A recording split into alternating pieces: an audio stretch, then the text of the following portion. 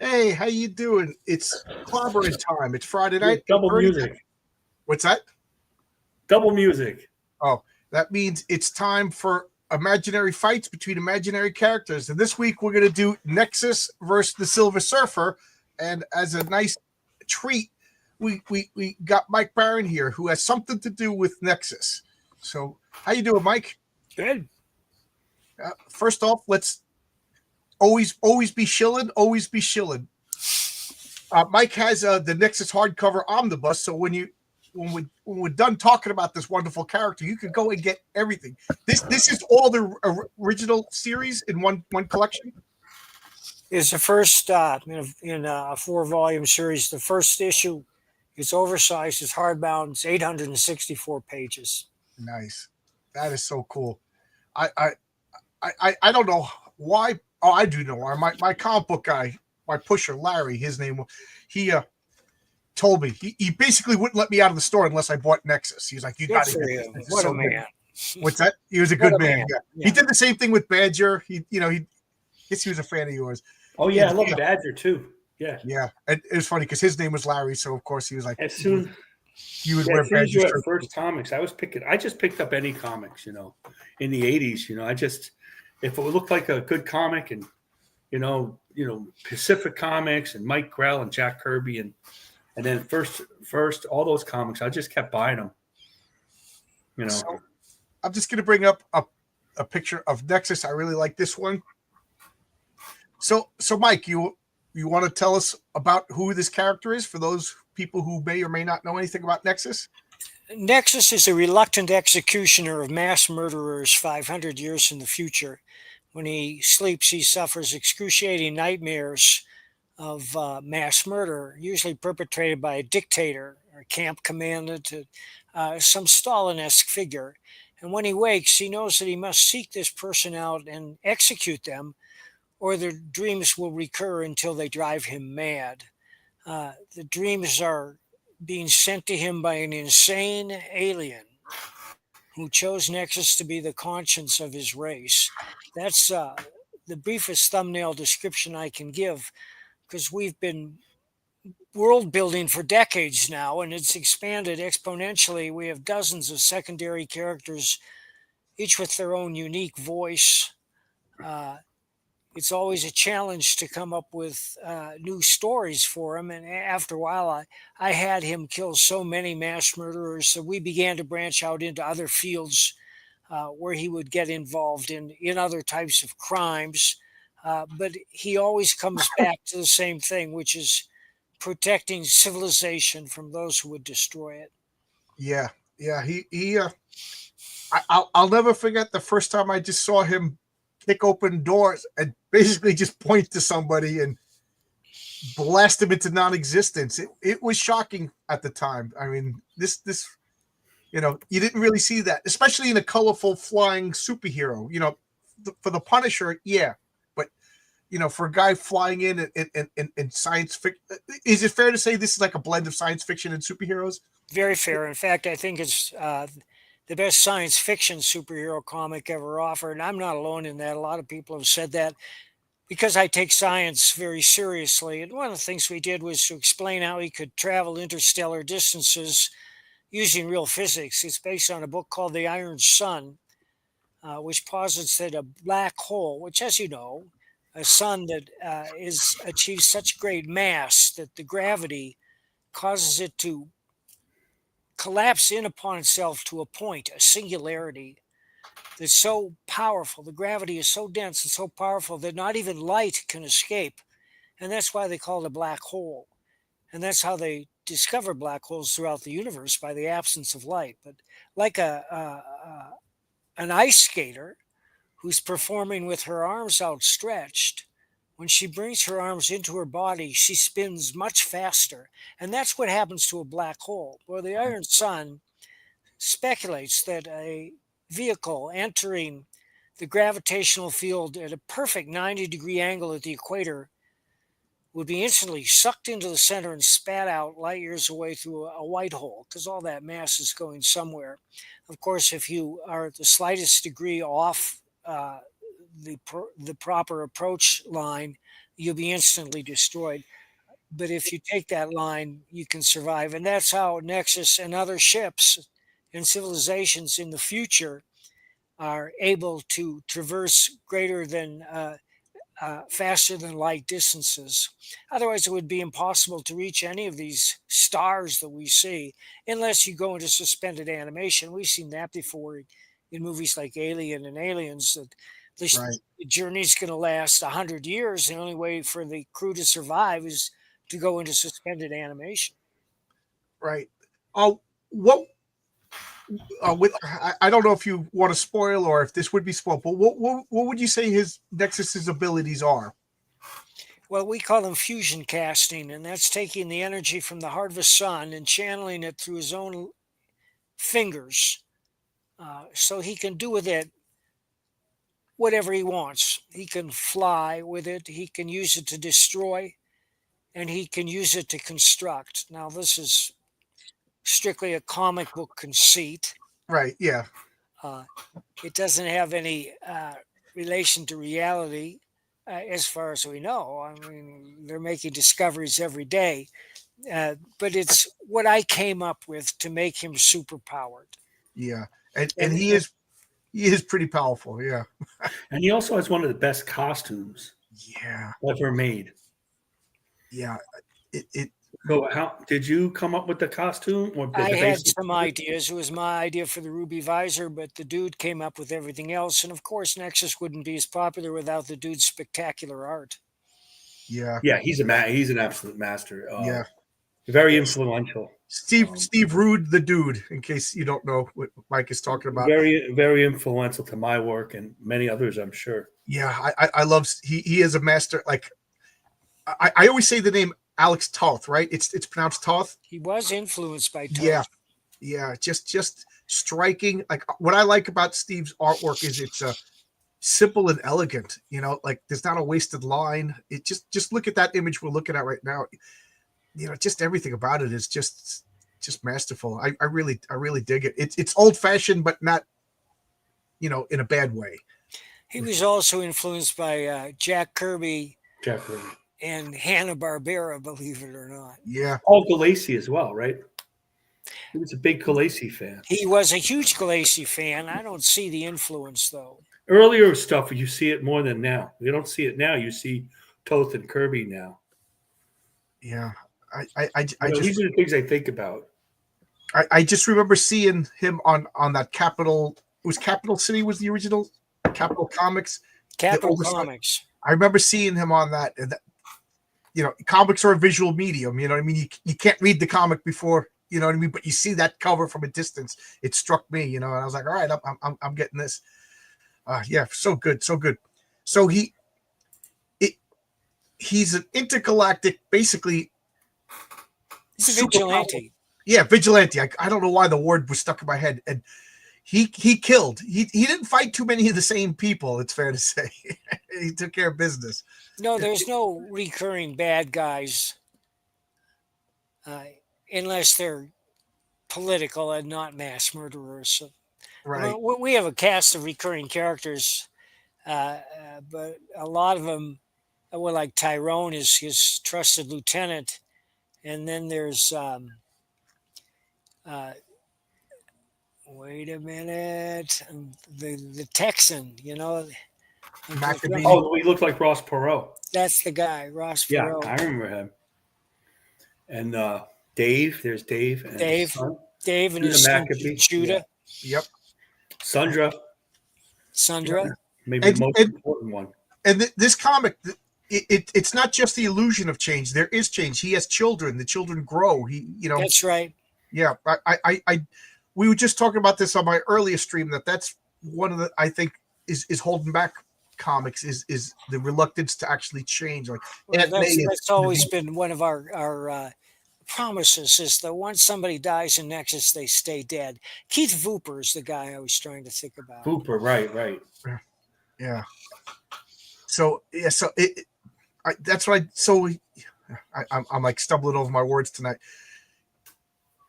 There's characters. They come, they go, they change. They don't come back. There is permanence to it, which is, I thought at the time it was revolutionary because you didn't see that in mainstream comics.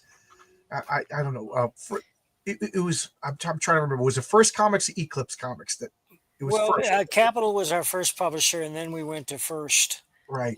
And I've always taken an original approach to it. I have three rules when I write. Number one is it's my job to entertain, and I never lose sight of that fact. So if I have a chip on my shoulder, I leave it at home. Number two is show, don't tell. And that applies to prose as well as to visual arts. But in the comics, it's very important because we've all seen pictures that show the apple dropping on Sir Isaac Newton's head. And the caption says an apple drops on Sir Isaac Newton's head. And then Yeah, Isaac the old Newton says school. an apple has just dropped on my head. You don't have to. And the third one is to be original. And I think that we've succeeded wildly in that department. Omnipro once asked if Nexus is drawing his powers from the sun, would Nexus be like a Kryptonian? I don't know. I don't know what a Kryptonian would be like. Would he be like Superman? I don't know. Does Superman draw his powers from the sun? He does. Yeah. From the Yeah, I sun. guess in that sense he might be. But Nexus needs a very particular type of sun. The Merc gives him his powers. That's true. The Merc is drawing those powers from that sun, though, that Ilum is circling. And if Nexus, every time he travels through a black hole, he loses 90% of his powers. Unless he arrives on a planet which has the same type of sun. There are many types of sun that they classify depending on how big they are, how powerful they are, and what they're burning primarily. I mean, they're not all burning the same things. Correct. Yeah. Okay, that was going to be one of my questions, Fadling. So, like if the Silver Surfer was to blow up his sun, Nexus could switch to another sun, like because that would the Silver Surfer would hamper his ability. Yeah, this is real nerdy, Mike. This is the kind of stuff we talk about here. It's Clobbering time. That might give him a problem, That would give the Surfer a leg up. Yeah, the only constant comics change. The more things change, the more things stay the same. Another thing we always talk about, like some of his what would you consider? You're the author, so you're the guy to ask. What are some of his like big stories that you would say like these are the stories to check out for Nexus? Well, there was the old General where he dreamt about a mass murderer years after the guy had committed his crimes, and by the time Nexus caught up with him, the man was changed and he was deeply remorseful. And Nexus killed him anyway, and that has bothered him ever since. And then there was the bowl-shaped world where they went through a singularity and ended up in this bizarre world with this crazy flying mantis that ruled over it. But the Badger showed up on their ship because the Badger travels well. I don't know how the Badger got there. Maybe he dreamed it, but maybe I dreamed it. But the team up was what was important. It was very funny. It was. I have to go back. There was one where Nexus had to go to a plan to kill 4 mass murderers, and he tricked 3 of them into killing each other, and he only had to kill 1 at the end. And then they've gone to Earth several times, and each time Nexus has been thrilled and appalled by what he sees there. There are just so many stories. And if you want to know about them, as John so kindly mentioned, is we're offering the Nexus Omnibus on the Kickstarter right now. It's collecting every issue that we've ever published up through Dark Horse. The first volume is oversized, it's hardbound, and it's 864 pages. Yeah, I can't recommend it enough. I absolutely love Nexus. I still have all the issues, bagged and boarded, sitting in that box for so many years. I took them out to reread. Don't take them out. I'm sorry? Don't take them out. No, I'm taking them out now. I'm rereading Nexus because I didn't. You had a story that came out with Splato Comics, Triplets, I believe it was called.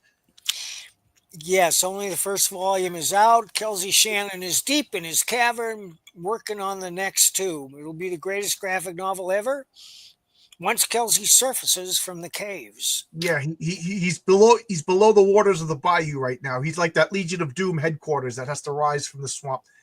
but I haven't read it yet because I have to reread Nexus to get to it. So, Well, I appreciate that, John, but I'd write every story to be entertaining in and of itself with a beginning, a middle, and an end.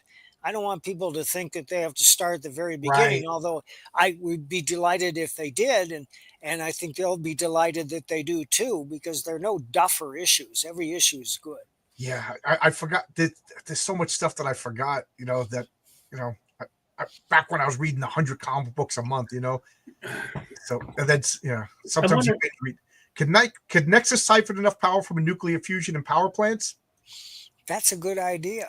But when he lives 500 years in the future, it may be that technology is outmoded. Yeah, He there's can go probably directly to the Well, source, because I a w- I a will. fusion plant is just imitating what the sun does. Nexus is drawing directly from the sun. right. It's almost like it's like a firecracker compared to, you know what I mean? A nuclear power plant, all the power in the world would just be a spark compared to what he's used to handling. It would be a downgrade. If it would probably give him one or two blasts, and then the nuclear power plant is out of power. I don't know. I'm just spinning my wheel. I'd have to be I'm remiss. telling Mike how Nexus powers work. What's wrong with it? I'd have to be remiss if I didn't tell Mike that my father, who's now 86, loved Nexus and Badger. He read all my comics, and his favorites were your comics and Jim Starlin's comics. Oh, well, I'm He in loved good company. Dreadstar. He really got. He loved all the. He got. He was a lawyer and he worked in politics. He got all the political intrigue. Nixon's head flying around. I just thought I'd let you know that it's not just for little kids. Oh wow, we have a celebrity. Gore Vidal just showed up. Gore Vidal is one of my favorite authors. I reread the book Creation every couple of years. That is one of my favorite, if not my favorite novel. So good to see you, Gore Vidal. I didn't know you were still alive. Mike Barron, Nexus is great science fiction. I read it as a kid in the early 80s. I was reading along with Legion of Superheroes, Daredevil, American Flag, Cerebus, Love and Rockets. Brilliant. Yes, I would add Dreadstar. And, for some reason, that just seems to be like a natural group in my mind of comics. Such good. Man, the 80s were so good for comics.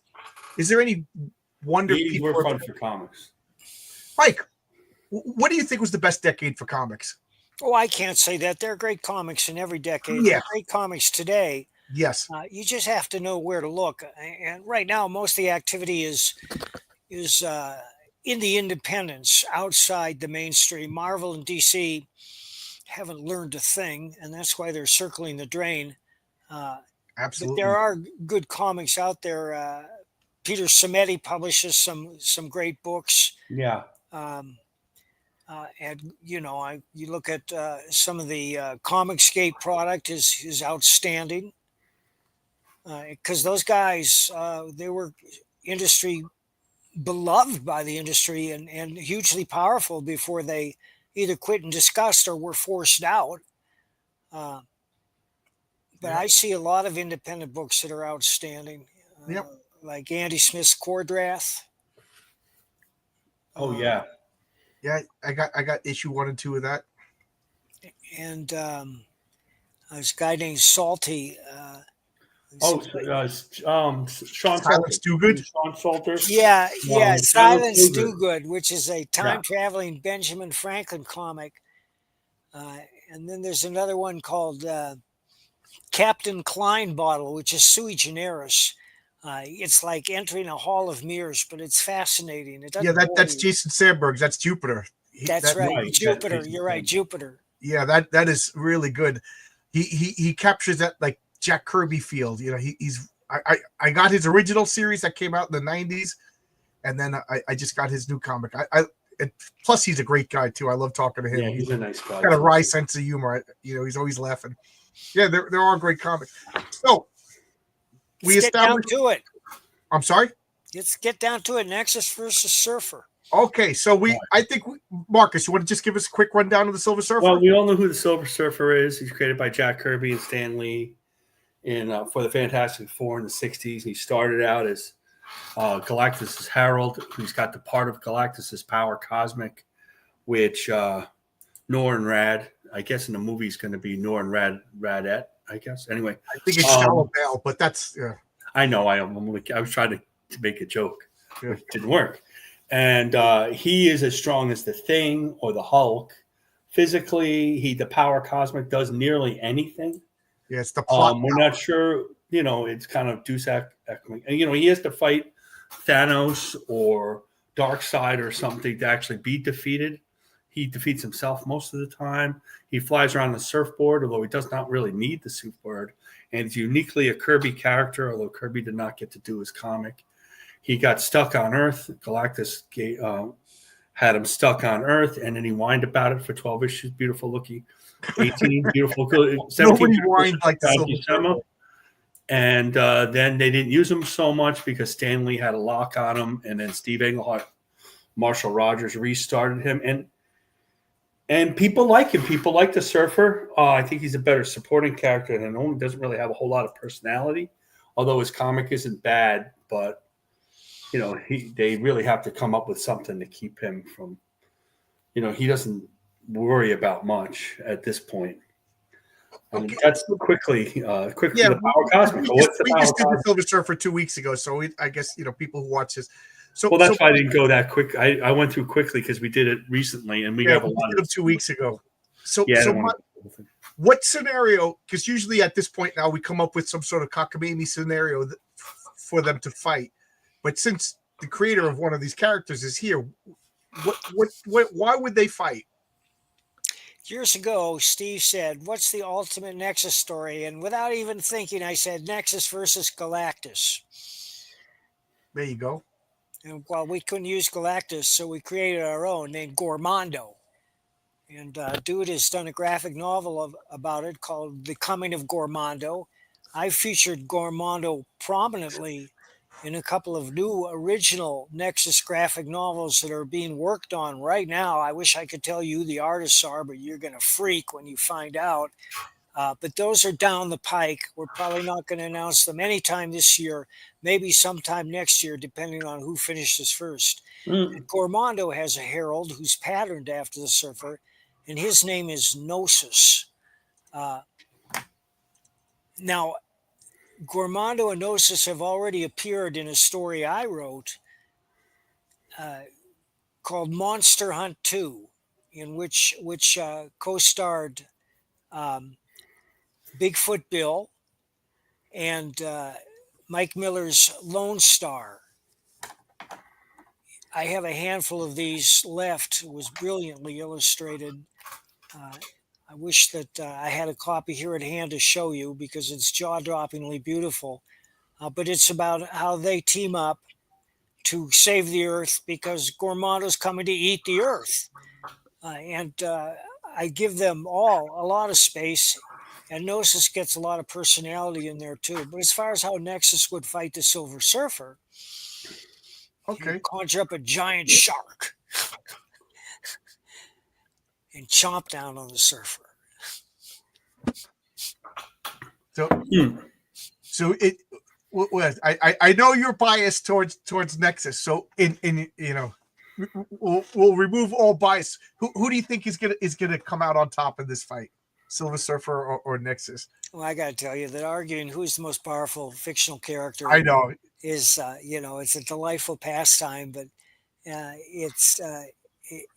it's more just an excuse to talk than anything else. Oh yeah, that's what this whole show is about. We don't get mad about it. We don't take it seriously. All right. Well, and ultimately, somebody says whoever has more prep time and whoever the writer wants. Yeah, that goes without saying. That's right. All right. Well, here's what the Surfer should do when he sees Nexus coming. He picks that board up like a baseball bat and whacks him across the head. Well, I think what would happen is that, I don't know how the Merc would have to tell Nexus. Horatio doesn't fight because he wants to fight. He doesn't want to fight. He'd rather play golf.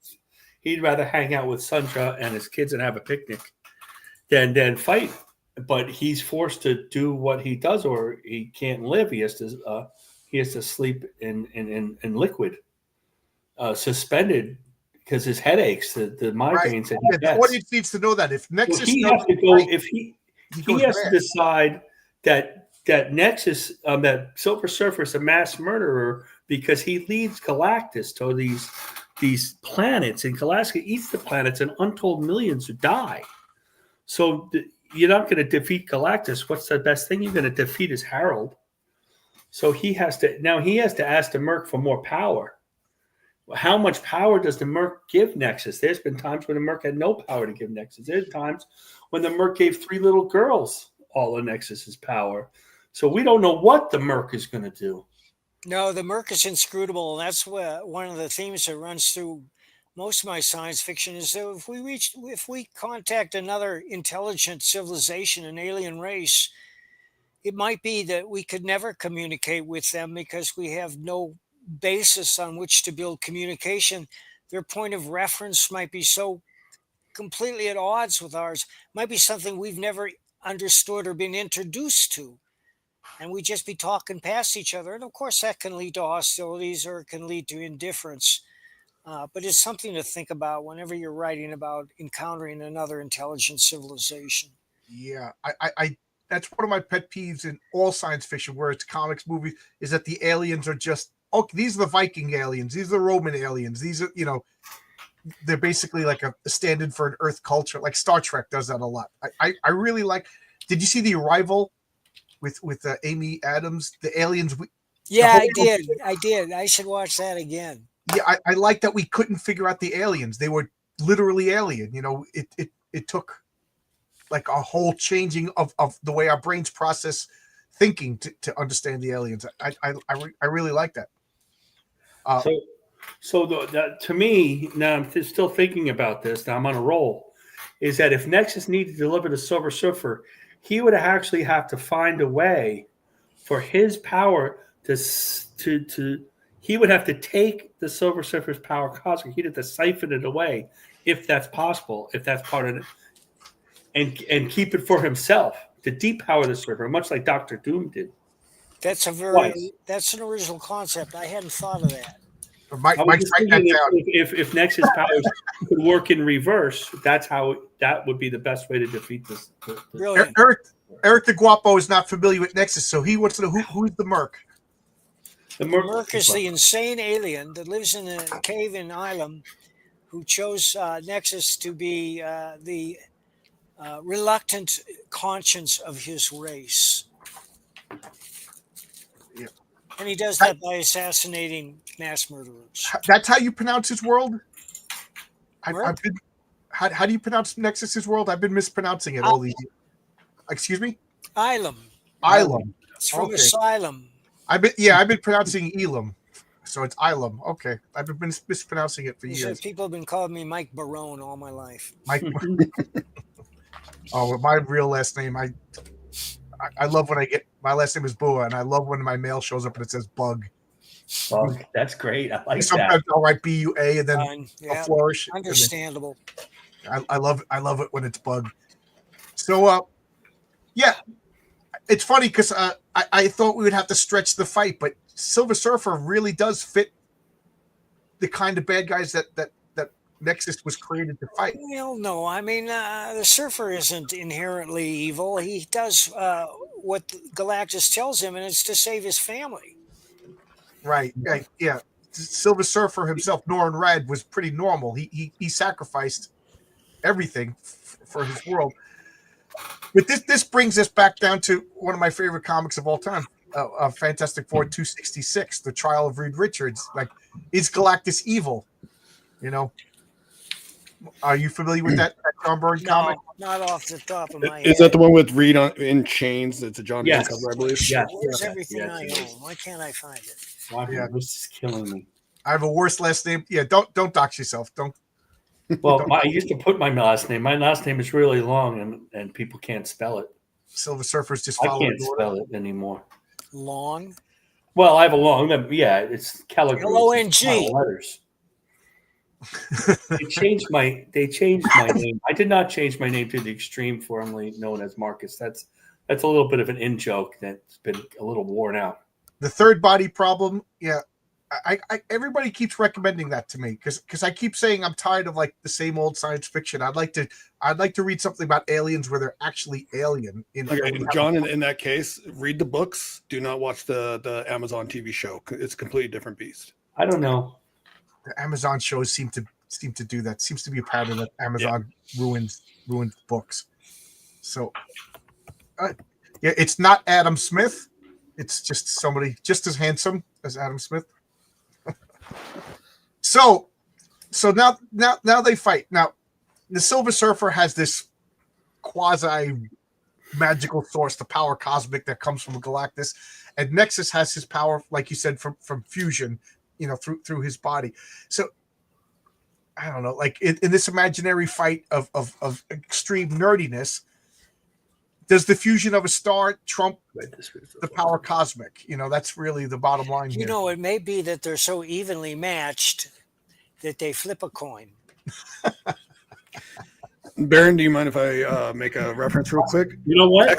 That's not Nexus. Kind of reminded me more of a, and I'm not the biggest aficionado of the mythology, but it always reminded me more of God, I can't really think of his name right now. He's a Marvel character, wears a helmet. But their whole, what's that? Captain Marvel? No. The whole corpse wears helmets, and they all died off, and only he has one left. Nova. Sam is his name. Nova. Looks like a rocket when he flies. Jesus Christ. Nova. Card taken away. Nova. Thank you. He reminds me of a more mature Nova character. But of course, without the helmet. Well, now here's the question, Mike. Will Merc let Nexus not fight the Silver? Like, Merc sends him these dreams, these punishing dreams that compel him to fight. Galactus is a world devourer, destroys worlds, and Silver Surfer does. Like, would Merc let them just flip a coin? That wouldn't, Well, that's an interesting question. The Merc is ultimately unknowable and inscrutable. Half the time, Nexus goes down there and he's sleeping and he's dreaming, and his communications often make no sense. But what if the Merc were to take Galactus as his mortal enemy, and the Merc would rise from beneath the planet of Ilum and take on Galactus personally? Ooh, there we go. There we go. That would be interesting. That'd be a hell of a story. In fact, that's a great story. You might want to write that one down. Yeah, well, Mike's typing it out right now as we talk. Oh, Richard Bonk. Yeah. Well, there you go. So, I like I said, I don't want to. I feel bad for saying it, but for me, I could see again. This is just me being a nerd over here. I can't override the author and creator, but I just think Nexus would be compelled. Like, he couldn't stop fighting because Merc always seems to give him these insane dreams. But I just see, like, the Silver Surfer. Like, I think he would be able to break his ties between the fusion source and Nexus. I think it would be a real fun comic. But sorry, Mike, I think the Silver Surfer takes it. You're entitled. This is your idea. Right. And again, nothing personal. Marcus, what do you think? Who do you think wins? Well, I'm going to stick with my. I think you're right. I think, like, on a face-to-face, battle-to-battle, the Silver Surfer is more powerful. But the Merc is I think Silver Surfer, Nexus goes back to the Merc, and he asks for more power, but that doesn't always work. And they figure out a way to siphon off the Silver Surfer's power into the Merc. And from Nexus through Nexus to the Merc, and now the Merc is all powerful. That's another problem for the next issue, and Silver Surfer's drained, and that sets up Merc versus Galactus for the following issue. There you go. I got one question when it comes to this battle: does Merc and Nexus know ahead of time of the Silver Surfer's existence? Because that could take. Now we're bringing up prep time. It always comes to prep time. That's a huge difference right there. It's just a pitch battle. You missed the earlier part where I explained that we've already done that. The dude and I, where except we don't call him Galactus, we call him Gormondo, and we don't call him the Silver Surfer, we call him Gnosis. So Nexus is familiar with Gnosis, and Gnosis is just the Silver Surfer in a different suit. And so if Silver Surfer showed up, he'd say Gnosis, and the Surfer would say, no, I'm not Gnosis, I'm the Surfer, I'm somebody else. And Nexus would maybe shake his hand and then realize instantly that, yeah, this is a different character. And then he'd have to figure it out from there. Eric has a question. Is Nexus immortal? What would happen if he died? Could Burke resurrect him, I don't bring think him back? Nexus is immortal. That's an interesting question. He doesn't age very fast, as do not most comic book characters that endure. But it is possible that the Merc could keep him alive, but we're not going to get into that. People have asked me, well, do I envision a last story for Nexus, an ending to the series? No, I don't. No, I'm going to be. That would writing almost as long make it as a I'm- horror story if Nexus couldn't even escape through death. You know, that actually gives me the chills. And Eric the Guapo. So we're doing our job. If this is making you want to get the Nexus omnibus, so there you go. We should. You are doing your So job. where does Eric like to? We have. Which link does he like? I have the Kickstarter link, and I have the. To knock the But silver we'll have to put both links in, won't we? Merc versus People can have Galactus. the choice. There you go. If you're wanting, guys, I mean, It works. if I have any credibility left, I love Nexus. It really is a great book, so I recommend it. To the point I read it when it first came out. Geez, in the 80s, and I'm still remember it fondly enough to reread it, and I'm like falling back in love with it. So thank you, John. Did you get Scourge, the last one that? Yes, I didn't read it yet either because I'm trying to read them all. And I know that you said you could read them independently. I read Scourge. I'm the crazy person here, not you, Mike. I'm the crazy Thank person. you, Marcus. I read Scourge and I read Leviathan. I love Leviathan. That was really, really fascinating.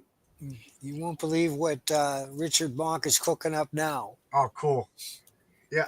I got all. I'm looking over here, and I don't want to pull it out because I'm not. But I got Leviathan, I got Bronze Star. You know, I read Bronze Star. I can't wait for Bronze Star. Hey, I got a lot of your It's comics. done. It's done, by the way. Hey guys, yeah, I got to skate. yep. You got to go to another stream now. Thanks for stopping by, Mike. So this is like,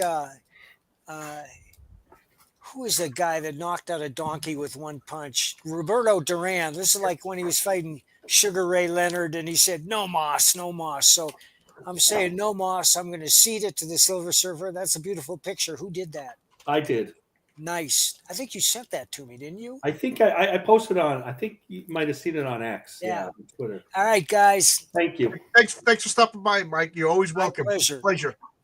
And, And then- guys, Nexus is really good. And then If you don't have since I Nexus, did it for Mike, I'm going to do it for John. oh, there you go. John, see, notice this is just a copy because the original was mailed to you this morning. Oh, you sent me the original? Yes, I said I would. Thank I you. have piles of Awesome. stuff that somebody's got to take. You paid for it, you get it. Thank you. You asked for it, you got it Toyota. I hope you like it. I mean, Oh, I love it.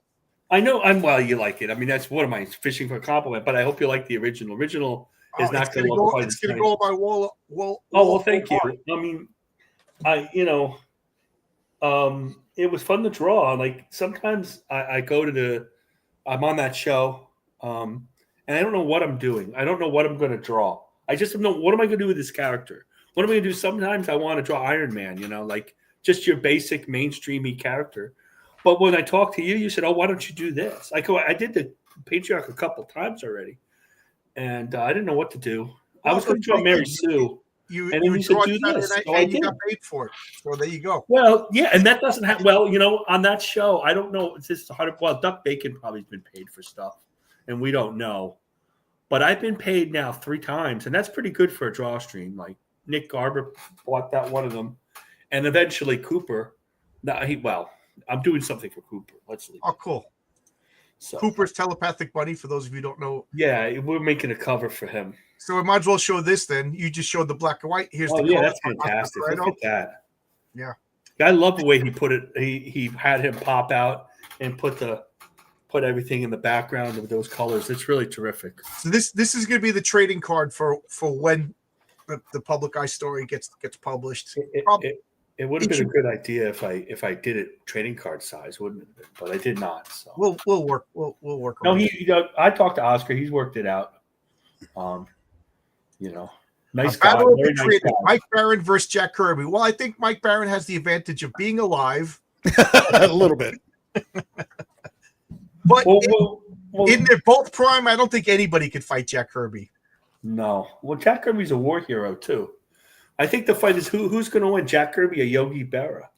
Yogi Berra Jack Kirby's at the Battle Bulge, and Yogi Berra was at D-Day. He was a tail gunner. Oh, okay. So the war heroes, and short war heroes. So I'm looking to if I skipped anybody's comments, but this one a lot. This went a lot faster than normal because because Mike had to be on another chat, and I didn't want to. Is there an Indiegogo link for? Yes. I did. I posted both of them. I'll do it again. It's easier for me to do it from the phone because I have them loaded up. Okay, here's the Indiegogo. It's in there. It doesn't matter. Mike doesn't care where you buy it. So right, yeah. 6.5 doesn't. I just like Indiegogo because they take the money right away, and you don't have to deal with it. Get that impulse buy done. Kickstarter, I hate when all of a sudden I'm drilling at work. I got my drill up and I'm drilling through a high voltage bus duct, and also my phone vibrates. And I check it, and I just spent $63. And now I got to think about what did I spend $63? Yeah, I'm doing high voltage work, and I'm like, oh man. And the other thing is, he's going to also have it on Fund My Comic eventually for people who don't want to back on either and want to support Luke Stone. Do the whole round robin project. So. Also, don't forget Baron Comics. Really well on Kickstarter, though. I never know what's going to be big on Kickstarter. I always think it's going to be anime boob comics because that's what I see. And then all of a sudden, Nexus will just explode. No disrespect to Luke Stone, who I have the ultimate respect for. Kickstarter is the most popular. It's like the Coca-Cola of it. Like, it's synonymous with crowdfunding. I mean, and John, don't forget about Baron's website. Oh, I just saw this link. Thank you. You're welcome. The shirt on there is fire. That Nexus shirt is amazing. I want that shirt. I'll post so bad. that. Hold on. We got it already, but I'm gonna bring up the. Since Mike was here, I would be remiss in my duty if I didn't bring up Mike Barron's comic shop. Yeah, and Mike, look at that shirt with the Nexus exploding into black. Oh wow, gorgeous shirt. And Mike, I got sent 3 copies somehow of a Leviathan, right? And just as nice as Mike is a guy who runs his crowdfunders, Chris Brawley. I couldn't contact Chris, so I contacted Mike. And he goes, I sent it to him, and he sent me a free comic, The Architect, another terrific comic. And he didn't have to send me. I'd send him back. I don't want that. I have 1 issue. I don't need 3 issues. And I don't want to take it away from him. So that's what Mike is. What is The Architect? I don't know that comic. I'll see if I can find it. Hold on a second. Well, I'm looking right at it right here. Oh yeah, I read it. It's these people take over this. It starts out years ago, like in early 1900s, and the guy's like a robber baron type of guy, but he's a scientist, and it has to do with the occult as well. And that guy passes, and he has a son, but he's really a mean guy, and he disavows his son. His son grows up, and then I can't really say because that's a big spoiler of who the son is. I got to get this. It's Andy Tung. The art's nice. It reads really well. It's a good comic. This just goes to show you, as much as I pay attention to this stuff, there's still stuff. Yeah, but I don't know. Oh, absolutely. But that book is from like 2005, so it's not like last week. Oh, okay. So I don't know if it was. I didn't research it enough to see it was a crowdfunder or is it a graphic novel that was done by Image. I have no clue. I mean, look, the price is less. It's a lesser price than a crowdfunded book, so I would assume it's a regular. It was printed as a comic.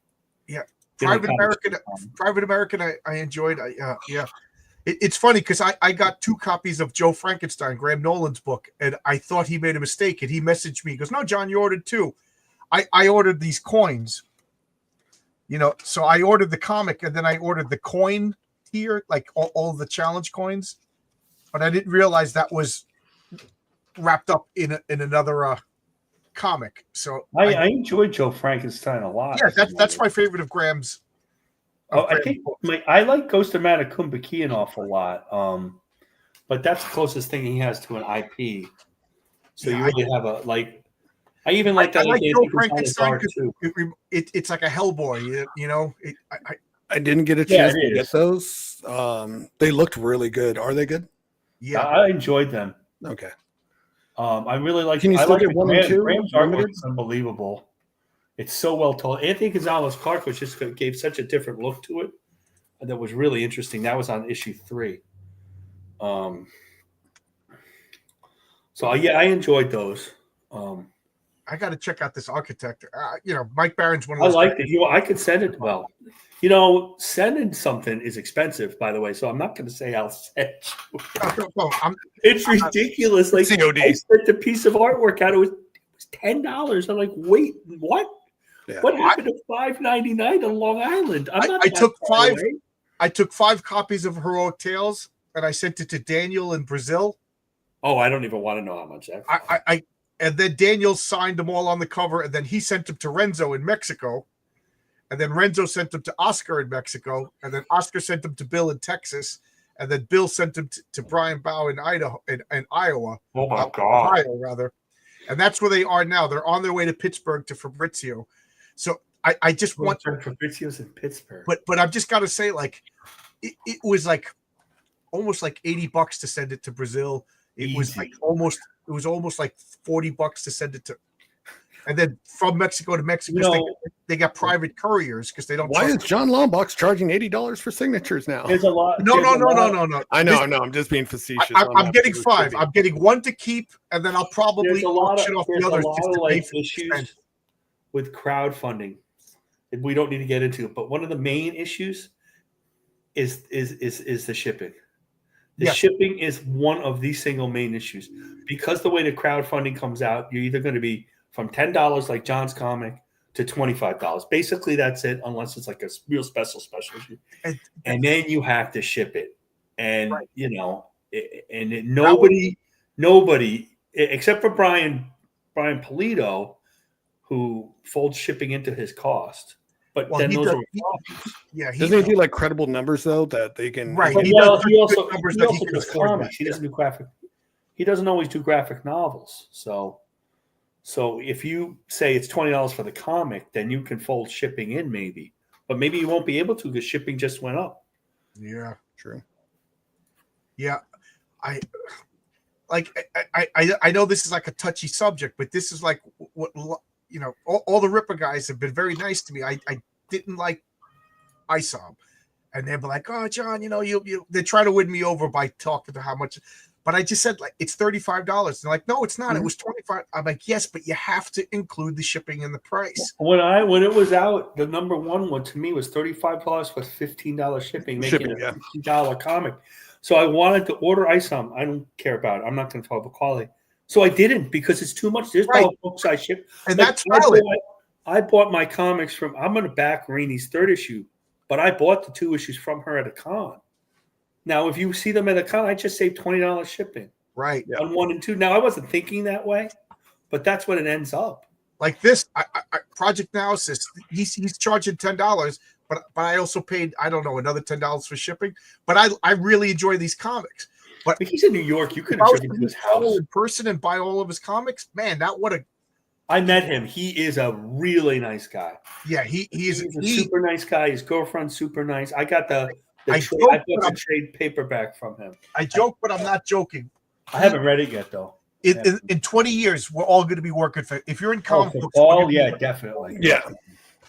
John, on the Rippaverse comment, real quick, as somebody that I was out of comic books for a very long time, right? Disney and DC, Warner Brothers, they killed all the love for me. When I found Ripper through his music, right? Ever before he even touched comic books. See, I didn't know he did music. Yeah, he's a very good musician. So I knew it was going to be a $50 steep price for that first book.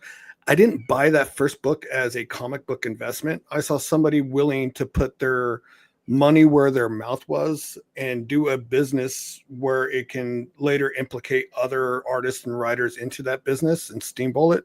I looked at it as an investment with something to remind me by. So when I got that first book, I read the first book. Just like you, I was not a fan of what I had inside. The art had issues, as we know, with some of the editing in the art, and the story, the pacing of the writing was not that good. But I also looked at it. Is it a $50 book? No, not in any way, shape, or form. And this is coming from somebody that's a fan of Eric. No, right? most comics aren't. Hell, yeah. Well, that decision, yeah. Eric DeQuapo says, yeah, now he does, but at the beginning, Right. he didn't. I'm not Right. not Yeah. that's all I'm saying. See, he's improving. From what I heard from people that I respect, his writing is getting better. He did a rookie mistake that I almost did the same thing. And again, if you want to say I did a rookie mistake too, that's fine. I only have one comic, so consider the source. But I think what he did was he did too much in issue number 1. He introduced too many characters, Yes, and you made me keep not it care simple. about any of them. Now that's maybe I laser focused on Patriarch a little too much, but I don't know. I kind of didn't do any world building because I just wanted you to get to like the character. I think if it was just Isom, maybe he fights a bad guy. We learn about his family. I think it would have been a better book. Like Spider-Man #1,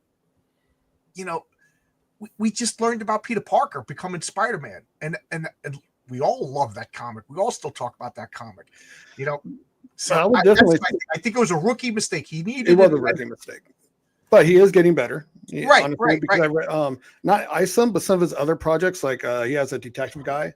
I like that one, the little detective short story he did. It was good. I like that. If it was cheaper, I would still be on board. I like he has I think it's like $7.99 price tag on some books sometimes. This is why Master Hobo is right. This is why I didn't go all berserk. Because he did a decent job first time writing. Yes, you are absolutely correct. He's a first-time writer, and as far as I know, and I purposely tune a lot of YouTube out, I don't recall him going berserk when people criticized him. No, just a lot of denial nice on to me. issues. I said something directly to him, and he was like, "Yeah, you know what I mean." Yeah. Everybody's saying this to the point. I want to get the Horseman because my buddy Mike loves the Horseman. So my buddy Mike been reading comic books since kindergarten, so I trust him. But didn't Chuck write the Horseman too? Yes, and I trust Chuck. So if there's a sale or if there's like 3 comics so I could save on shipping, I'll get Isom 3 because I got 1 and 2, and I'm too anal retentive to not finish the story. I'm the same way with you. I will say, like, if I was to have to, because I got the first year release, right? Because I was working at the time. Yaira is probably, as it comes to the hero, the most standout when it comes to her power aspect and her world building is the best so far. But still, of course, it's Chuck Dixon. Alpha Core is just the most solid comic book one, of course. Yeah, well, it's written by a pro. Yeah, I know. It's like the best guy's writing the best book. What? No. This is an insane criticism, and I know people will jump down. Some people will laugh and say, "Oh, look," and some people will make fun. But I just can't get past all the names in these comics. It's not a little off. You know what, John? It's not an insane criticism for you. No, well, my boss. I understand after all this time, it makes complete sense. And the names, you're not the only one. And I'm not, I just saw somebody else's names. I'm not going to say who they were. And I'm like, okay.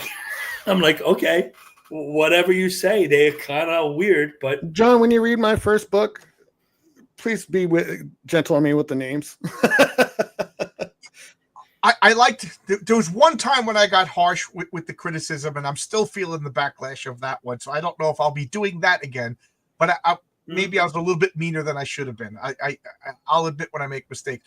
But for the most part, I think I'm pretty fair and on. And like I said, I said it to Eric July's face, and he was nothing but nice because it wasn't meant with it. I wasn't trying to be mean. I don't think I was overly nitpicky. I was explaining why I didn't like something. Well, all he has to do is say Isom's not a superhero name, and it's his name. Right. Like if it's just his last name, it's his last name. A lot of heroes use their not his last name. His name is like Chuck Avery or something. I know. Well, I think that he would have been better off. Well, I don't know. What do I know? I know this like I don't want to criticize it. People like the comic. People like the comic. Spark is a Yaira. I know she's an alien, but like Warlock is an alien, and it's a name that works. Like Dreadstar is an alien, and you know what I mean? Right. But I think with Yaira though is the opposite of what the Isom issue is. Yaira is her name.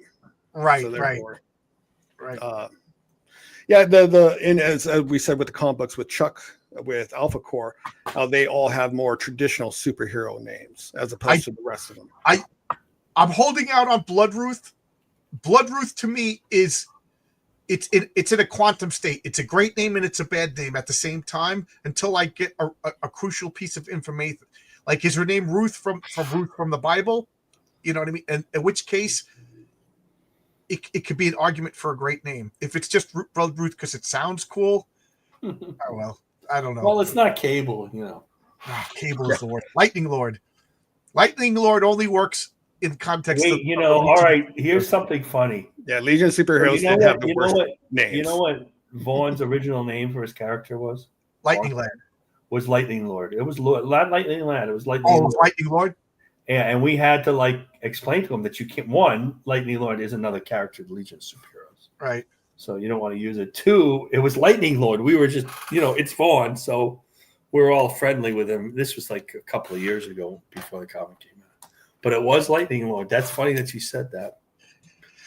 Eric DeGuapo has an excellent point here. Superheroes have corny names. We just finished talking about a guy named Silver Surfer who is silver. And the funny thing about the Silver Surfer is the first time I remember, I think I was in 5th grade when I first heard about the Silver Surfer, and this kid Carl, who was the comic guru at the time, he talked about the Silver Surfer, and I looked at him and I'll never forget. I said, "That is so stupid that you think I'm going to." That's a Jack Kirby name. It really is a terrible name.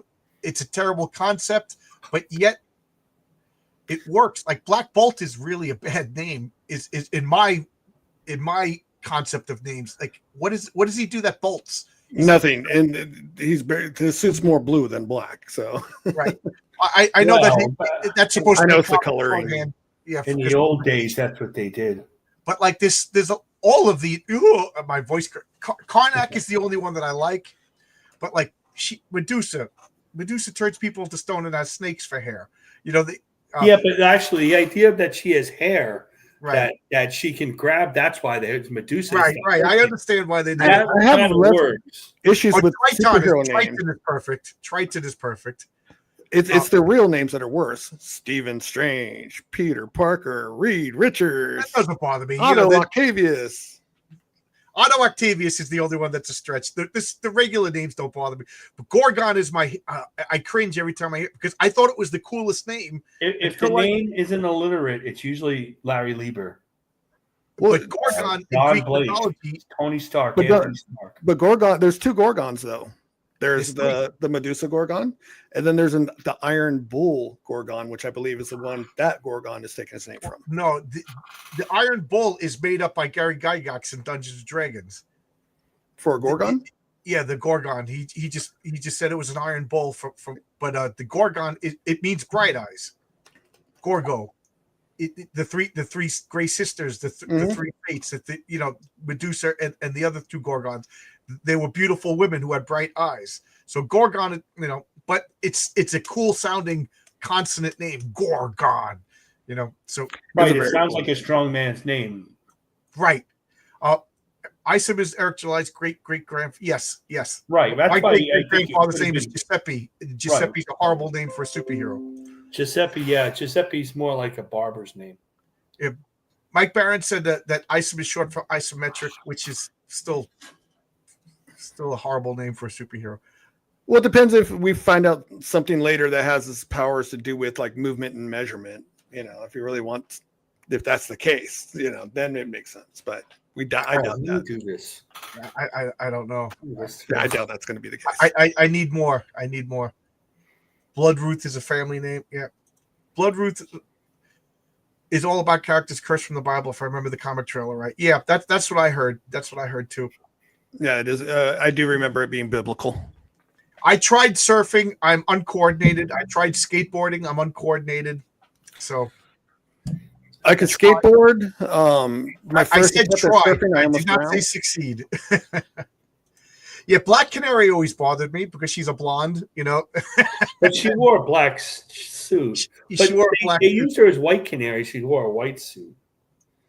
But in the 40s, the names can be, it was the 40s. It's called the names. They didn't know how to name anybody. Yeah, the Red Bee.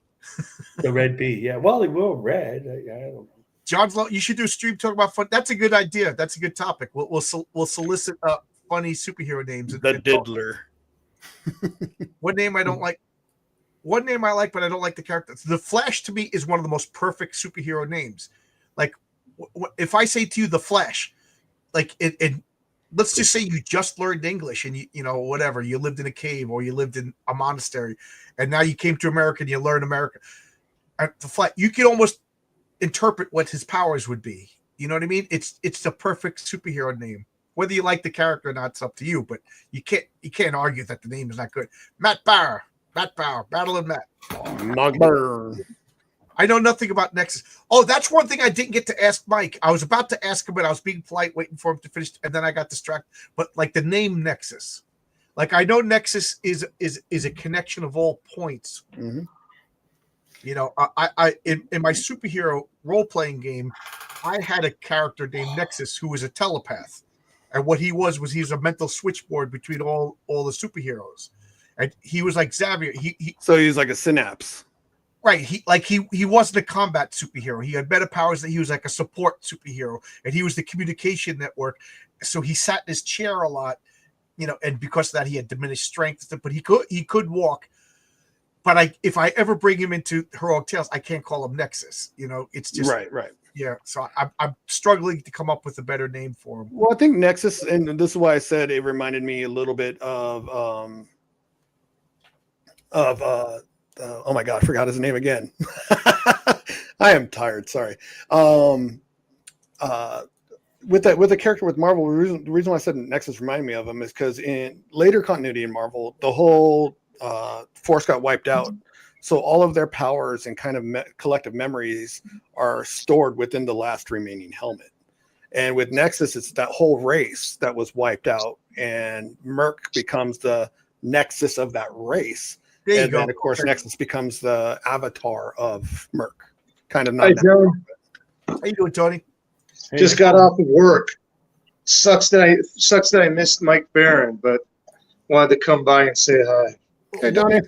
May I ask what you do?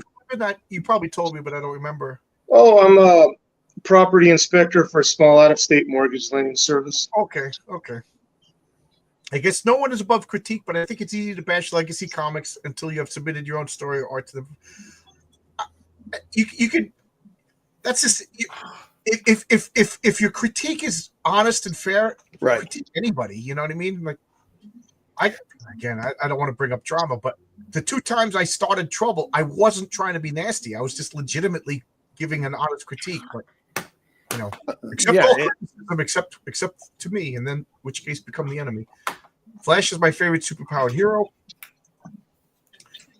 Canary's kid and her extremely loud. She should have been called the ex-wife. Silver Surfer 1. Silver Surfer 1? Oh, okay. No, Nexus 1. All right. I said Silver Surfer. Marcus, who did you say? I said Nexus 1 because I came up with the way he could beat this. Okay. I say Silver Surfer wins only thought. Because his powers are so flexible. That's the problem with cosmic power. It's so flexible, right. You kind of make it do whatever you need it to do. Yeah, my money was on the Surfer as well, so that's good. Well, I think the idea was that the Surfer would win, but how Nexus would win is to figure out whether he can siphon off the Silver Surfer's powers into himself, through himself into the Merc. Okay. So, Nexus's powers is not as powerful as the Silver Surfer. Like really, almost nobody is. But he's smart, and so what could he do to defeat that? So that's what I was thinking. Okay. So I just stuck with that. Mike Barron is the winner, and I mean this omnibus did over $100,000. So $200,000. It's up to $200,000. Yes. I gotta buy that. So is that his entire run up till the present? No, it's part of the run. It's not all. Oh, okay. It doesn't just have the Steve Rude. Steve Rude, he left it a lot. Like Jose Garcia Lopez did an issue. Paul Smith did a bunch of issues. Other guys not as well known did a bunch of issues, especially toward the end.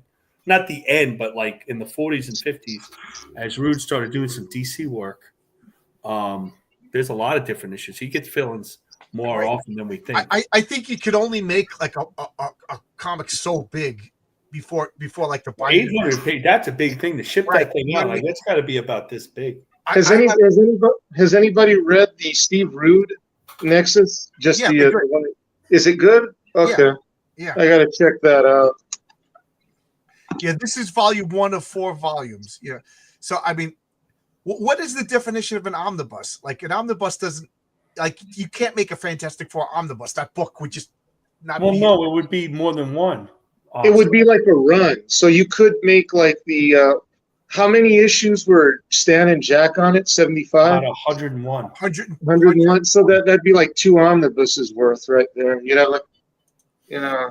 Well, Yes. like an omnibus had I picked Steve up Rude. recently was the Hold on, I don't have many omnibuses, but let me go get one. I have one, I think. Hold on. Yes, I had Steve Rude on the channel in my early interviews. He came on, and I was like starstruck. You know, it was back when I was like seasoned enough to talk to people. I kind of fumbled it a little bit. I blame myself because I was like, Steve, I'm talking to Steve Rude. Go watch the first time Mike Barron came on the channel. Now I'm comfortable and I can actually talk to him. But the first time Mike Barron came on the channel, I was like, I met them both at a convention. They were really cool. They were really, really cool people. Yeah, I'm actually not, I'm asking people what the definitions. I could just look it up right here on my phone. John, here's a 52-page omnibus. 52 book omnibus. Look how thick this thing is. Yeah. That's only 52 issues. So you can imagine what 100 issues would look like if they did all 100. That'd be insane. Oh I my could kill God. a small animal with this book. It's so big. Yeah. Issues? That'd be wild. Total chaos. The 2 you mentioned are already Grok is like becoming useless. Did you hear about supposedly Grok is now there's like an AI avatar there that waifu or insults something like you? Yeah. His name is Bad Rudy or something like that. He tells you to go jump off of a bridge. Yeah. I'm putting define omnibus, and it just started talking. And okay, a collection, a single volume containing multiple works. A How you doing, historical. bro? Okay. So for our purposes, it's just a single volume containing multiple works. An omnibus edition of a book series combines several novels. Okay. So, all right. So an omnibus is just a collection. I thought there was a more precise definition. So this is, somebody gave this to me. I don't buy much of this. So this is his Jack Kirby DC work volume 2. It's a lot of weird work. Mostly it's a superpowers work, you know, for the figures. Yeah, that was a really great. That was a two issue mini series, right? I had Right. those. And he didn't do all the work either. He plotted it all, but he drew the last half. Adrian, but it has a lot of his old. It has some of his old DC work at the beginning too. You know, from the 50s, 40s. I bought the New Gods omnibus, and I found out like 2 or 3 years later that it's like misprinted, and now I don't want to read it. I have a soft cover New Gods omnibus. They Yeah, put Jack the Kirby New Gods New out Gods one or time in black later and New white Gods? and gray. It was really weird. High Lord Zart has an observation. It says, Yeah. it's just my opinion, but I don't think most indie comic characters could beat main Marvel DC characters. Indie tends to have better made characters with limits on the high end, and the big two do not. It's funny, Marcus always gives me grief whenever he says, you know, could the Patriarch fight Spider-Man? Oh yeah, they could fight. Spider-Man would whoop his ass. Because I like limitations on superheroes. To me, it creates more drama, more tension. Like, I have one purposely overpowered character, Captain Atlas. You'll see him and his power level in Patriarch #1.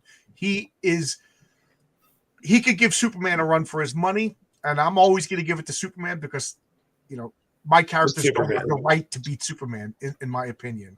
You know what I mean? No nobody has a right to make a character that can beat Superman. You have to earn it. Yeah, but basically the Patriarch is he's a normal guy. He's well muscled and in great shape, but it's all telekinesis. So if Right. you really, a boxer could beat him if the guy could fight better than Right. him. If he doesn't use his telekinesis. But I'm saying So that's the conceit of the so Patreon. all of my characters are pretty limited in power because I like that, with the exception of Captain Atlas. He is Right. overpowered, but when you find out his weakness, you're going to see, I think it makes a good balance. So with the exception of one, all of my characters, almost any Marvel or DC character could beat any of my characters. But to me, that Is it his heel?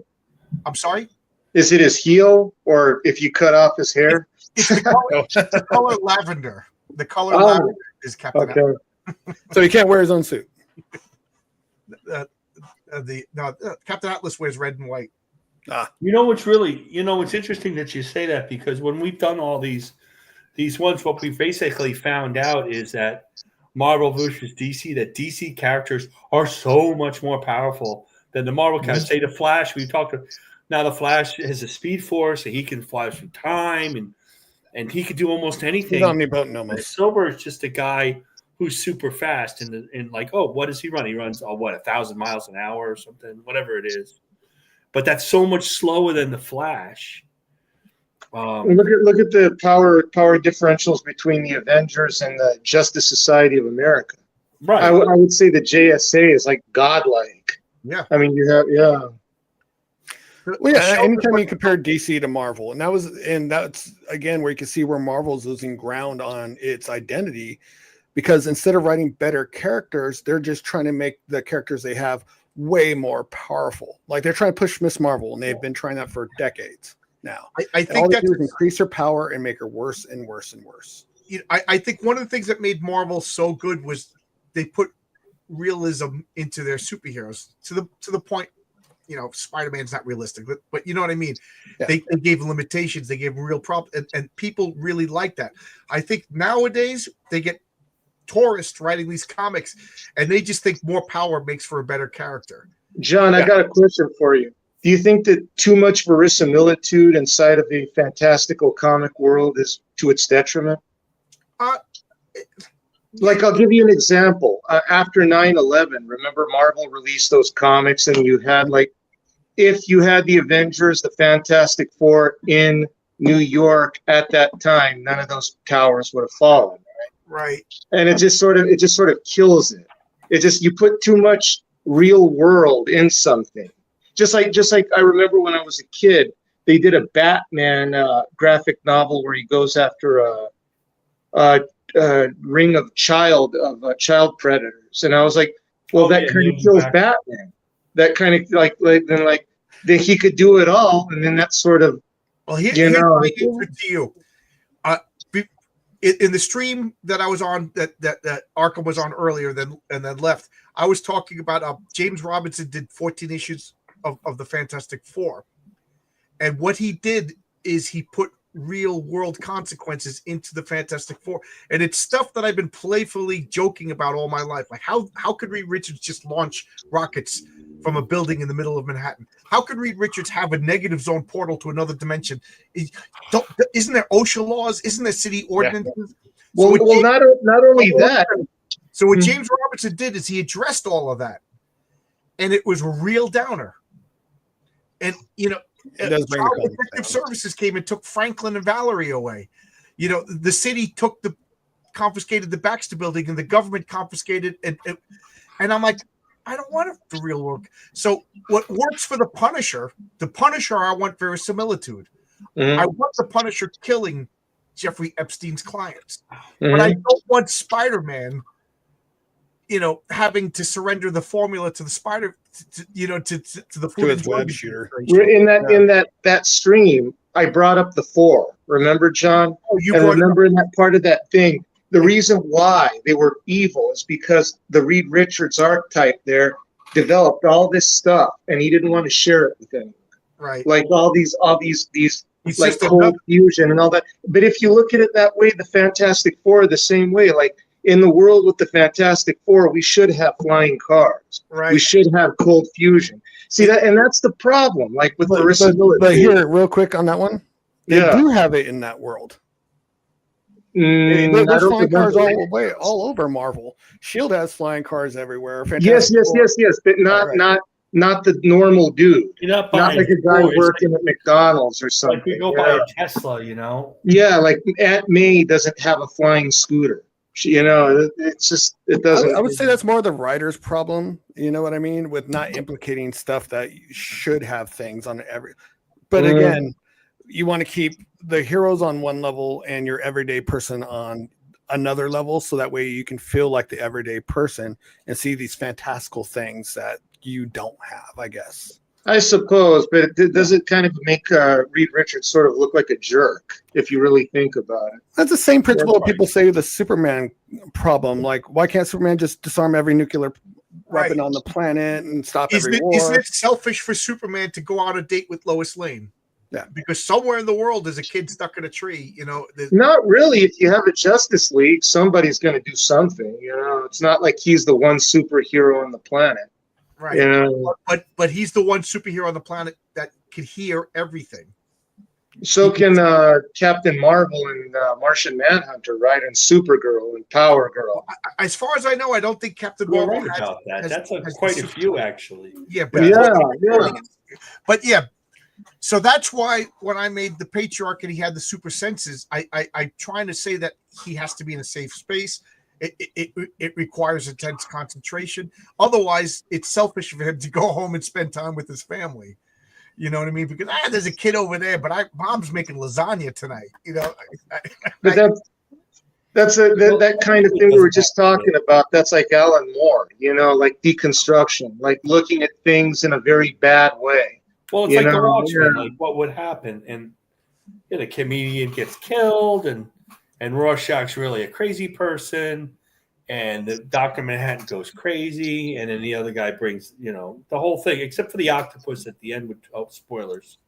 Weird. What you were saying about Reed Richards in a Fantastic Four Annual 15, it's one of my favorite comics. It's the Fantastic Four. They meet Captain Marvel, and Reed Richards at the beginning of it. It's drawn by George Perez. I think it's inked by Terry Austin. So any wonder, it's one of my favorite comics. But Reed is working on this machine, and it's wireless energy. So he puts like cells in the shape of batteries into Franklin's toy car, and he's powering the car. Where is that machine? That machine existed in a Marvel comic. Like, this is Tesla free energy. Exactly. You know what I mean? So there should be no Roxxon oil company that is the bad guy in everything.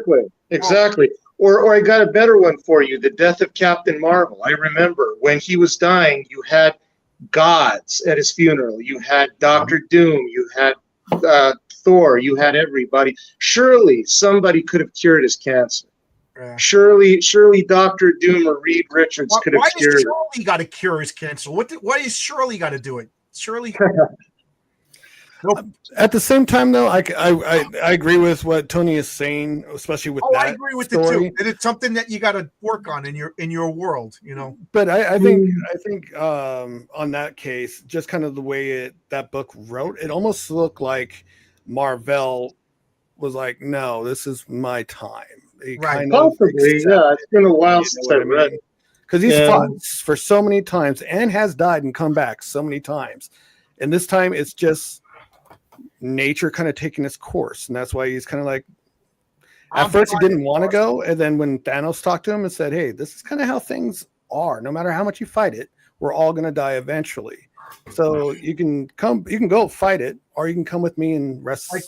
Reed Richards could invent a machine to save the universe, but he can't transform Ben Grimm back into the thing. He can't. Exactly. And that was the whole thing. The brilliance of what Warren Ellis did with the Four, because it made me look at the Fantastic Four in a way I never did. Like, I made Planetary. And again, what works for Planetary doesn't work for Daredevil or the Fantastic Four. Exactly. But it's with that Ben Grimm didn't really want to not be the thing after a while. Basically, they just did a story about that, guys. He's afraid Alicia won't love him as Ben Grimm. No, they literally just did that story with Dr. Doom when he was Sorcerer Supreme, or he still is Sorcerer Supreme. He cured Ben in like 3 issues ago. and it was the thing that Reed would never do. And it was a actually very good issue. I didn't buy it because I won't buy Marvel, but I read it and I was just like, where the hell did this come from? It actually made Ben feel like Ben for the first time in a very long time reading that. It wasn't like, where he got purple energy, not that kind of cure, an actual cure. And it was actually a very good story. I remember. Now, is it going to stick? No, we all know that's not going to. We all know it's not going to stick. I remember one issue. Henry Pym is talking to Reed Richards, and I forget what, but he says, like, Reed goes, I defer to your expertise in the field of like molecular shrinking and miniaturization. He goes, I don't have time to study up on it. It'll take me at least 3 weeks to get to your level. Henry Pym is just like, yeah, but you know what? It didn't shouldn't Riri Williams be able to figure it out? Shouldn't she? Riri Williams. Yeah, she's practically perfect. Get some sun, and she has all the knowledge. Yeah, but verisimilitude works on with John, with the street level guys like the Punisher. Not so much with Batman. Definitely not with Superman or the Fantastic Four. That's. I guess it should and I think work that's more one of with the reasons Batman, why. but it doesn't. I'm sorry, Marcus. What were you saying? I said it should work more with Batman, but it doesn't. Pence is right. Batman a real superhero, but he's not. He's really not supposed to be. He's supposed to be a street level. He's guy. become a superhero. Right. Yeah, exactly. That's why I like Batman the superpowered so much. Right. Yeah, that's why I like Batman the Detective rather than Batman the Bat God. But he's been the Bat God since the 50s, John. No, I think Frank Miller turned him into the Bat God more than anything. Not Frank Miller. I don't blame Frank Miller. I'm sorry. I blame all the writers after Frank Miller that kept one-upping each other, trying to be the next Frank Miller, the next Dark Knight. I don't know. Well, you guys read more Batman comics than I did. That Chuck wrote and Doug Mensch. I remember those right before that. He wasn't the Bat God then. He was the Bat God back in the 60s, remember? I got bit by a shark. Let me reach out and get my bat. Repellent spray. That's why I said there's there's the Golden Age Batman that was pretty grounded. The Silver Age Batman is just insanity. I don't particularly like Silver Age DC superheroes.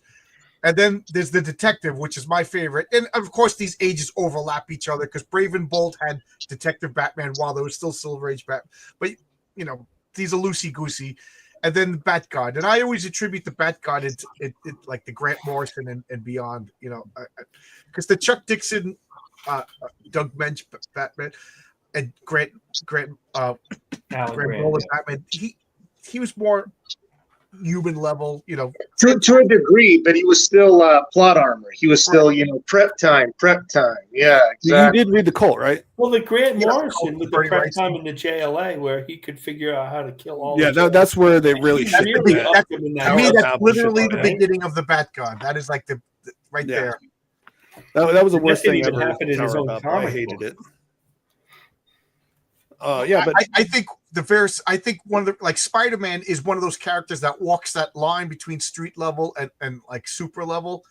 Like Luke Cage and I think Spider-Man works the best when he's fighting like his rogues gallery and henchmen and I think that's one of the reasons why the one more day, the Mephisto, I think that's one of the reasons why that sticks in everybody's craw, because it takes this guy who fights TV thieves and muggers and a guy who turns into a lizard and it adds this all-powerful devil character that doesn't fit Spider-Man.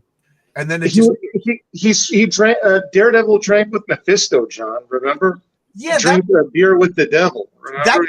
And paradoxically that issue worked because it wasn't universal stakes. It was the devil at its most petty. I'm gonna, you know what I mean? Like, yeah. Top of that.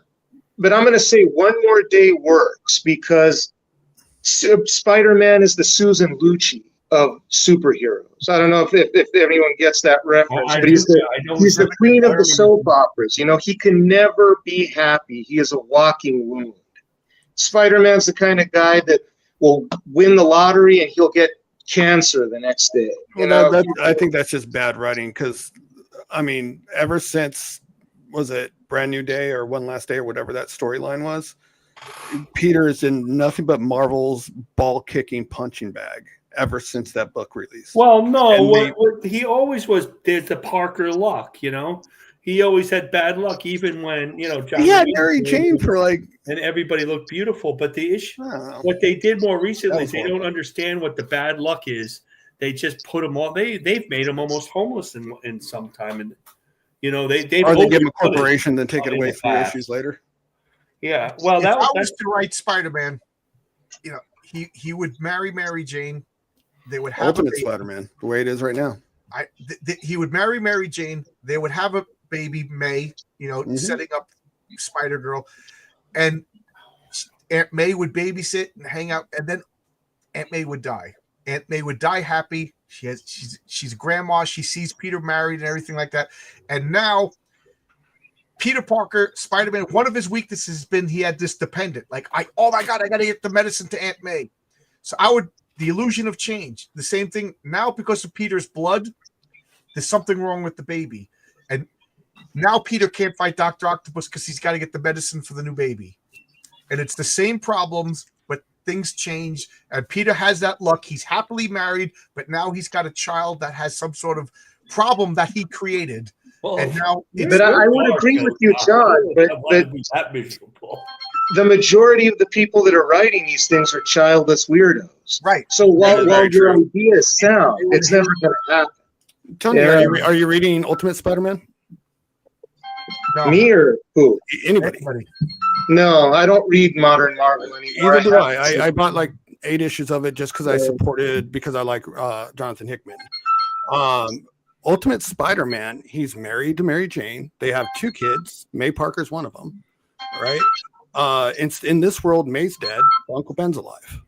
Norman Osborn is actually best friends with Uncle Ben. He's not the Green Goblin. Harry is, who's actually a hero. whose phone is ringing? Mine. Sorry. Stop. I thought that was my anal pager going off again. Sorry about that. It was a buddy of mine from work. No, I get it. But it's the same reason why I haven't read Absolute Batman. I mean, it's a neat take of a classic character, but I don't want to. I know this is going to sound petty. Forgive me, but I don't want to support a company that hates me. No, I agree. I agree with you. Yeah, no, Your boy Zach used to have that thing, support Marvel when they make good stuff. That way, they'll make better stuff. And it's like, it doesn't work that way, man. Marvel needs to be cleansed. Everybody that works there needs to be fired from the top. Yeah, they need a that's the only way I'll go back. Same with DC. Yeah, they need a colonic, massive one. This town needs an enema. John, are you going to say the same thing? Yeah. Omnipro asked Marcus, when did adults become the primary consumer of comics instead of just producers of? I think it was the 90s. Yeah. When he stopped carrying comics in supermarkets. The 90s. Yeah. Well, also they stopped selling them in supermarkets. Yeah. But they had to do that to save the industry because they were losing their space because they're not as expensive as People Magazine or Life, any of the magazines.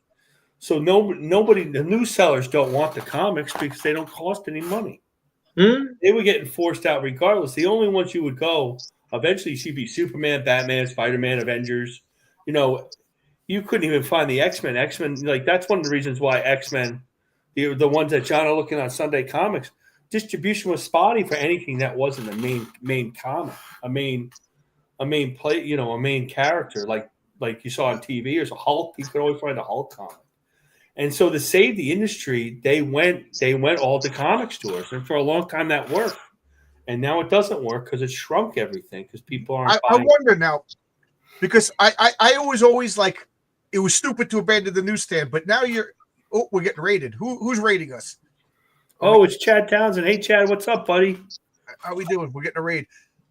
Marcus, you're the first time you explained it to me in a way that makes sense. So they were. It wasn't just because they wanted to. How about this? What if Marvel had the wherewithal to be like, okay, we need the newsstand because that attracts the new. What if they took their most popular, like Superman, and made a magazine-sized Superman of like older 3 or 4 Superman comics? There's like a million ideas that they didn't do, Oh, Michael Bancroft. I don't know what We're getting a raid from down I under. mean, without the comic store, you wouldn't have the Black and White Explosion, and you wouldn't have the Teenage Mutant Ninja Turtles, Right. or the So I'm Animals thinking- and Hamsters, or What the heck? Nexus. But just imagine that you get like a magazine-sized Spider-Man of like 3 or 4 issues of. They've done that. They've done that. And then in the back, subscriptions or They've like done that. advertisements. That's been in a grocery store. But that's a double-edged sword, man. By taking them out from being accessible and taking them to the comic shops. Like, I don't know about you guys, but all the Albuquerque comic shops here are like caves. They're not welcoming. They don't beckon children in. They just sort of. Is Noble Comics still around? Huh? Is Noble Comics still around? No. The owners sold it, and it became a boba tea house. So I like that store because Noble Comics was opened by I forget if he was Korean or Chinese, but he was an immigrant who barely spoke English, and he got a job delivering pizza at the pizzeria, Mm-hmm. and he just basically saved his money and bought the comic book store and lived in it, and just he didn't know anything about comics. He just knew product, and he just knew next thing you know, his sister was him and his sister were living in the store, and I was rooting for him. To me, it was like a successful American immigrant story. Have you been to Astro Zombies, John? Yeah, I still remember that. Yeah, that one's still around. Yeah, I used to live right down. I lived in the dorms, and then I lived in the student ghettos. Astro Zombies was by the Lobo Theater. The comic if you ever store, swing by over here, let me know. I'll take you and the missus on a food tour. I plan to go to Albuquerque. What is? There's another one that I almost got to a fist fight with that guy. He back when I was dealing magic cards, he stole a case of magic cards from me, and Oh yeah, I would beat somebody's ass over that in a heartbeat. Addicted to comics? he stole a case of magic cards from me, like especially if it's if my playing deck was in there. Yeah, that's fighting right there. No. We were selling magic cards, and he knew that the cards fell off the back of a truck. So he was like, okay, he took them and he put them in the back room, and then he helped another customer, and then he came out and he's, it ignored us. I was like, well, where's the $100? He goes, what are you talking about? Like he just pretended that he didn't buy the case. And he's like, I don't know. It's pretty scary. He wanted the comic stores to work so badly. Hold on, I'm finishing the story. So he knew he could go to the police. You know what I mean? Because we didn't get them in the most honorable way either. So I just remember my friend Jeff was just like, "Oh, what are we going to do?" And I go, "I don't know. I'm just curious what the deductible is on these windows over here. If like say at 4:00 in the morning, somebody was to break your windows, is it more expensive the deductible than $100 for these case of cards?" And the guy's like, and ended up giving me the money, and I was like, "You just good. Never Good. come here again." Yeah. accidents happen. Yeah, but that guy tried to rip me off for magic cards. Magic cards of all things. Yeah, we were the magic card dealers back. My buddy in Albuquerque, I forget the name of it, but they were probably still are the magic distributors for the Southwest. And he used to work there. He would throw a case out the window every once in a while, and we would go there 2:00 in the morning and pick up the cases and sell magic cards. Nice. Books is still there, right? No, that Alliance is in, I believe, Southern Cal. The one in northern West US is GTM, I think, is the distributor. That's up here. I'm trying to remember, Tony, all the comics, but Noble's, his store that I can't remember. Do you remember one called Addicted to Comics? Yes, Addicted to Comics was Yeah, good. that one's out of business now. There's a Comic Warehouse. That one's been around for a long time. I don't know if you remember Starbase 10? Starbase 10. Oh, man, you're making me go down memory lane. That thing's gone, man. That thing died in the late 90s. Yeah, well, yeah, Starbase 10. Don's Books, obviously still around, right? Yeah, they're still around. Yeah. The only famous comic book store we have around here is the owner of Nostalgia Comics was part owner with the guy that comic book guy was based off of Simpsons in Springfield, Oregon. Worst comic book store ever. Could it be? Honestly, it is. I won't go into Nostalgia Books because the customer service is non-existent in there. in Oregon. They have a lot of books, but if I go in there and ask for him, he sighs, disappears for 20 minutes, comes back, goes, I don't have anything. Yeah. I'm like, really? I remember Nothing? going to comic book stores and you go up there with the comic, and then the guy would take out the comics buyer's guide, spend 5 minutes looking up the price. Yeah. That's it. The only time I will ever do that is if I find a book that was an $80 book and it's now a $50 book, and I want that book and it's priced at $80, I'll go, you can look it up everywhere right now. It's a $50 book. I'll give you $50 for that book. Take it or leave it. I will bargain that way, but I will not upcharge anybody. That's ridiculous. See, but by putting comics in that, it just killed the industry, in my opinion. That's what did it. You know? If I'm facing the Lobo Theater, okay, so here I am. I'm in the street. I'm in Route 44. Whatever it is. Yeah. Why can't I remember the name? Route 66. Route 66. I'm on Route 66, facing the Lobo Theater. Diagonally to the left, there was a comic shop. Which one was that? And is that still around? It must have been a fly-by-night one. I don't remember one there. I used to go there all the time because it was the closest to the university. And if you went to the right, you crossed the street. There was a barber shop over there. That was my barber. I love that guy. His brother was the ambassador to Italy, and his other brother was the translator to the UN. And then I go, why are you a barber? Like, I didn't mean to insult him, And he goes, I like cutting hair. And he was like old school. Well, that's a good answer.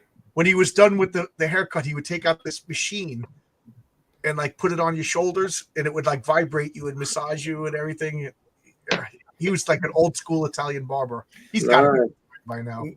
I would say the hot towel is one of my favorite things when you go to a barber. I love the hot towel, especially when it goes on this big old dome. And after they're done shaving my head, I'm like, oh. Yeah, I like what he says. If you go to a store, did anybody see the movie called Comic Book Villains? Yeah, I did. I love that movie. It's a good, bad movie. And that movie's written and directed by James Robinson, who did that Fantastic Four run that I was just talking about. But there's a perfect example of the guy who's a comic book enthusiast who happens to run a store as an extension of his hobby. And he doesn't have a cash register. Everything's wobbly, but he can talk comic. And then this couple that just, hey, wouldn't it be nice to have a comic book store? They know nothing about comics, but the store is immaculate, and they stumble across a collection, and now they're fighting over and he feels he deserves it because he understands comics. Yeah.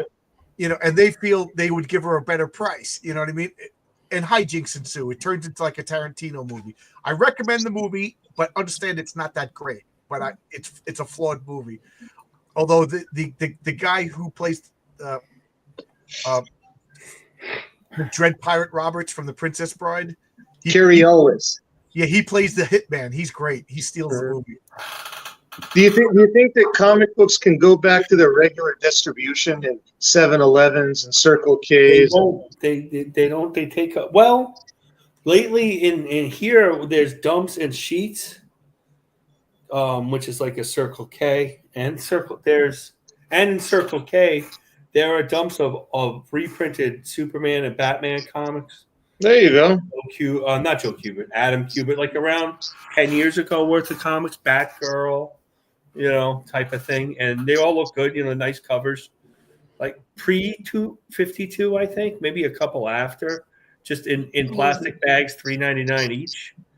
But they're not new comics. They're just, there.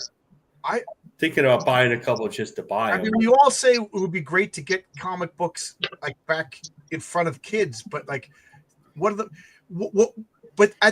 back in those days, there was a national distributor. There was infrastructure. There was guys in trucks. Like, what is Marvel going to hire a fleet of trucks? Jet me killed the industry, man. But like Marcus said, it was dying out anyway. They were getting squeezed out at a newsstand because they just were taking too much real estate against. Newsstand doesn't even sell magazines. Anymore. Right. We don't even have 10 cents or 12, 15 cents. But Life magazine's $1.50, right? so they want to sell $1.50. And Right. the comics Half of it. were never the right price, 10, 15. Think about it. The newsstand gets half of $1.50, so it's 75 cents. I mean, or comics they get are under. 15 cents for Is there still even a newsstand? I haven't even seen one of those. Right. Well, here's your other issue, right? Walmart was carrying books for a little while. I challenge few years all ago. of we got 70 people watching. We got 4 people in chat. Go buy People magazine tomorrow and see how difficult it is. No, they got some in the Smiths up the street there. Right. You know what No, I mean? you You gotta gotta go buy to Barnes those at and the Noble. So grocery you store, can't- you know. My wife wanted to get. She likes that show, The Chosen, and I forget if it was Life or one of those major magazines. They did an expose on all the actors. So we had to drive all around town, and I live in New York, to find a place that sold back. We ended up going to Barnes and Nobles. You guys don't have those magazine vendors in the streets anymore in New York? No. In Manhattan, no. You know what they sell? It's funny that you said that. They sell cell phone accessories, cords, batteries. Nice. Well, everything in Manhattan is corporatized. Like, you go get a hot dog that would be, I mean, I don't want to be like, I haven't gone forever. Let's say 2 hot dogs for $5, which is $2.50 a hot dog, right? Those are 2 hot dogs for $12 now. It's all corporatized. They all take credit cards. I was there last year, and we get a falafel, and you're spending $28 for lunch. There's out on the street because they're all connected and they're all run by one company. there was a guy, I'm not at this job anymore, but there was a guy, I would get off the subway and there was a coffee cart. And every day, the total electrician's breakfast, I get my cup of coffee, a buttered roll. Oh my God, do I love that. A buttered roll. I love the buttered roll. I miss that still. And I would swipe it. He would take out his cell phone and he would have like a little attachment on it. And I would swipe it, because, it's a different thing. It's a different world. And In Los Angeles. Right next to him was an old-fashioned news vendor built into I the miss the buttered roll. But it sold batteries, cell phone, equipment. But in that difference, when I was going to school in the late '80s, right, back and forth, pre Giuliani, still, there was all the electronic stores. What did they sell? Walkmans and headphones, and that was the electronics they sold back then. So let me ask. What is the future for comics? Can kids still get into the issue? So many of them were got those silly ads. That's what underwrote the comics, and that they didn't pay the artists enough money. But that's what made for the cheap product, the throwaway product. Yeah. What can they do now? They're going to make a great comic for $6. Like, I probably know comics should be monthly. I mean, but not only that, do children still want to read them? That's my problem. Because most of the comic shops around here are manga. That's basically it. Most of the ones around here, you have the whales that come in and have their pull boxes. And one of them still has the wall of comics, so it's new comics. So it's shrunk. You got to think about it this way. When you look at TV, when you turn on TV, what cartoons do you see? None. You see anime everywhere. You don't see Spider-Man, Silver Surfer, Fantastic Four. You don't see DCU or DCEU, any of that stuff anymore. If you do, it's very rare. Maybe once a year for like 2 weeks, and it's gone. It's all on HBO Max. Yeah.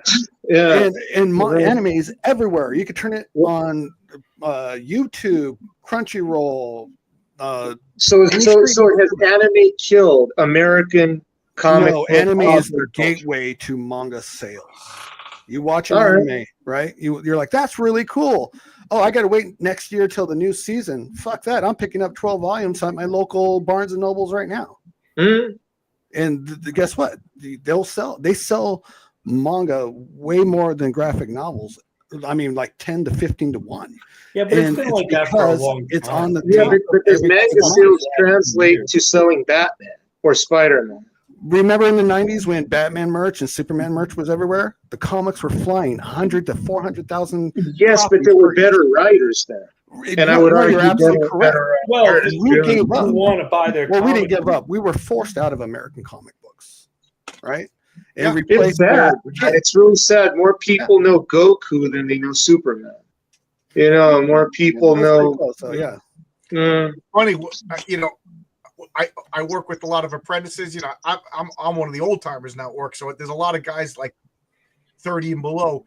And eventually, sooner or later, we talk. Oh yeah, I make a comic book, and I show them my card and everything like that. A lot of them like, oh man, I love to draw. I draw. Do you need an artist? And I'm like, yeah, let me see your stuff. And they go to their, and it's Goku and it's Super Saiyan guys. Exactly. You know? Exactly. None of them draw Western superheroes or even Westerns or war or sci-fi. They all draw. It looks like Naruto or John, I'm going to send you something in your inbox on X. It's a picture that perfectly explains everything we're talking about. And that's what pisses me off about Gunn. You know, I'm going to restart the DC universe by pandering to a bunch of 40-year-old men, instead of not pandering to children. You know, not pandering to you know. It's like, oh yeah, I'm remaking the Creature Commandos, and they're all going to have sex with each other and have foul mouths. Well, that's great. Did you really send me something under the name Arkham? Because I don't see it. I'm sending it right now. It just got sent. Okay. I thought if you see that, you'll see why Manga's kicking our ass. I know my kids, especially my older kid, they love that first Super Spider-Man movie with Tobey Maguire, and they love that movie. My mom liked it, and he loves Spider-Man to this day. He read all my Spider-Man comics, or 150 issues, and not like even from #1 because I had the reprints and stuff. And he loved all that stuff. And he liked the Ditko stuff. So it isn't just. And I didn't tell him what to like. He said, here's the comic box. Yeah, but that's the exception, not the rule. Right. No, I know. But that movie did still appeal to kids. Like everybody but they didn't take advantage of it. They let the momentum die. But you always say that. But no movie has sold the comics since 1989 Batman movie. I remember going to my local theater, and there were Spider-Man comics there in the Tobey Maguire. Before I show Arkham's, I want to show this. All cartoons look the same these days. How real artists like me supposed to succeed? And then you see him draw. That's a good one. I like that one. You know, this is just I'm not giving them the other day, a guy at work is like, I like to draw, and I'm like, oh yeah, it's big-eyed anime stuff. And this is gonna be mean, and I don't mean to be mean, but like a lot of guys like, can I come on my channel and show my comic? And it's just another anime-looking manga comic, Like, that's the future. I know. If it's done right, it's the future. I mean, I saw one recently. I'm not going to say when or where, but it was a paint by numbers kind of manga stuff. Okay, see, this is why I think, in my opinion, why manga and anime is kicking the crap out of us. On the left, American comic, American movie. On the right, Japanese. Tell me, which one would you support? Because they're pandering to that invisible audience I was talking about, or they're pandering to 40-year-old guys. I'm a 50-year-old man. I wish pander to me. Trust me, Tony. I wish they were pandering to 50-year-old guys. I'd still be buying Marvel and DC. Yeah, because when they pander to us, they have to write good stories with logical presents, generally family moral values. Right? When they write to us, much to my wife, kids will like that. Look at Superman Donner cut, or just Superman Donner Superman. Right? That's a Silver Age Superman. Right, but the kid will love that one just as they will, probably even more than some of the newer Supermans or action packed. So you don't, when I mean by cater to kids, you don't have to talk. I'm not saying you're saying this, Tony, so don't get me wrong. Yeah, I know you don't talk down to them. You talk. You don't have to talk down to them. Yes. Yeah. But I mean, like, it's just ridiculous. So you see what's coming out now. Like Ironheart. Who wants to see that story? Nobody. That's why nobody wants that. Or exactly. Who wants to see WandaVision? Who wants to see a Hawkeye show where Hawkeye's not there, but it's a chick? Well, I'll say this about WandaVision. First 3 episodes had me intrigued. You want to read the Hawkeye as a chick comic? Yeah. So there you go. Who wants to read an Alan Scott comic where he's like punching Solomon Grundy or Vandal Savage when you could read one where he's trolling the docks looking for sailors? That's crazy. I bought 4 copies of that issue, man. You weren't supposed to tell anybody. It was always wood. Huh. That's funny. Very good, John. Now it's silicone. No, your point. Like they don't even want us to buy the comics. Right. Thinking Critical just had something on YouTube, and I don't always, they caught my eye. And he's like, this started with, the woman in the fridge, the girl. Oh, Gail Simone, Gail Bridging. Simone. Yeah, And then that's they ridiculous. started That makes going sense. right for all that stuff, and it's ended up exactly what you're talking about. But remember, that's what she did to get hired. Remember, she stirred that hornet's nest so that DC would hire her. And I'm sorry, that issue that she's complaining about, the girl in the fridge, that was one of the best issues of Green Lantern back in the day. When I read that, I was like, oh, okay, what the fuck's going to happen now? Not only that, she conveniently forgets that a male was beaten to death with a crowbar. Yeah. But that doesn't count. That doesn't count. A man was shot, to death in front of his nephew. That what was that Major Force? Bad villain. Yeah, Major Force. That was the Captain Atom villain. Yeah. Or when was it Tim Drake died on the phone talking to his son? That was horrible. That's like that statistic. I remember the statistic. I brought it up when I was taking classes to become a teacher, and the statistic was 1 out of every 4 homeless people are women, and that was the statistic. And the class, I'm the only guy in the class. I go, what a funny, horrible way to say that 3 out of 4 homeless people are men. And the whole class looked at me. I'm like, we don't care about the majority of the homeless people. We need to do something about homelessness because 1 out of 4 people is a woman. Oh my God! You can't become a writer. But John, a book writer. You can't write novels. They don't want this fridging is. We forget about all of these men who are slaughtered in comics, and we focus on that one woman, Uncle Ben. It's just feminism. Feminists are idiots. No, what is the do you really believe, John, that the future of comics is going to be crowdfunding? Because I don't see that as a viable model. It's not big enough. I really don't. I mean, I think it's an outlet, but it's not big enough. It's niche entitled, and it's fun. I like to get the comics, and I like the idea of the European model where the guy works on it. Artisanal comics are great and everything, but it's again, not enough. I mean, it's just not enough. No, it's not enough, but it is. Even at the top, a person who buys it, even at the Crusade, whatever comic, Polito Comics, that amount of people, it's not 30,000, 40,000, 50,000, 60,000, 100,000, people buying, unique buyers. It is a niche upon a niche upon a niche. There'll always be people that want to do comics because that's the way it is. People want to do comics. Even if it's manga, even if they have to go to Staples and make Xeroxes, people make comics.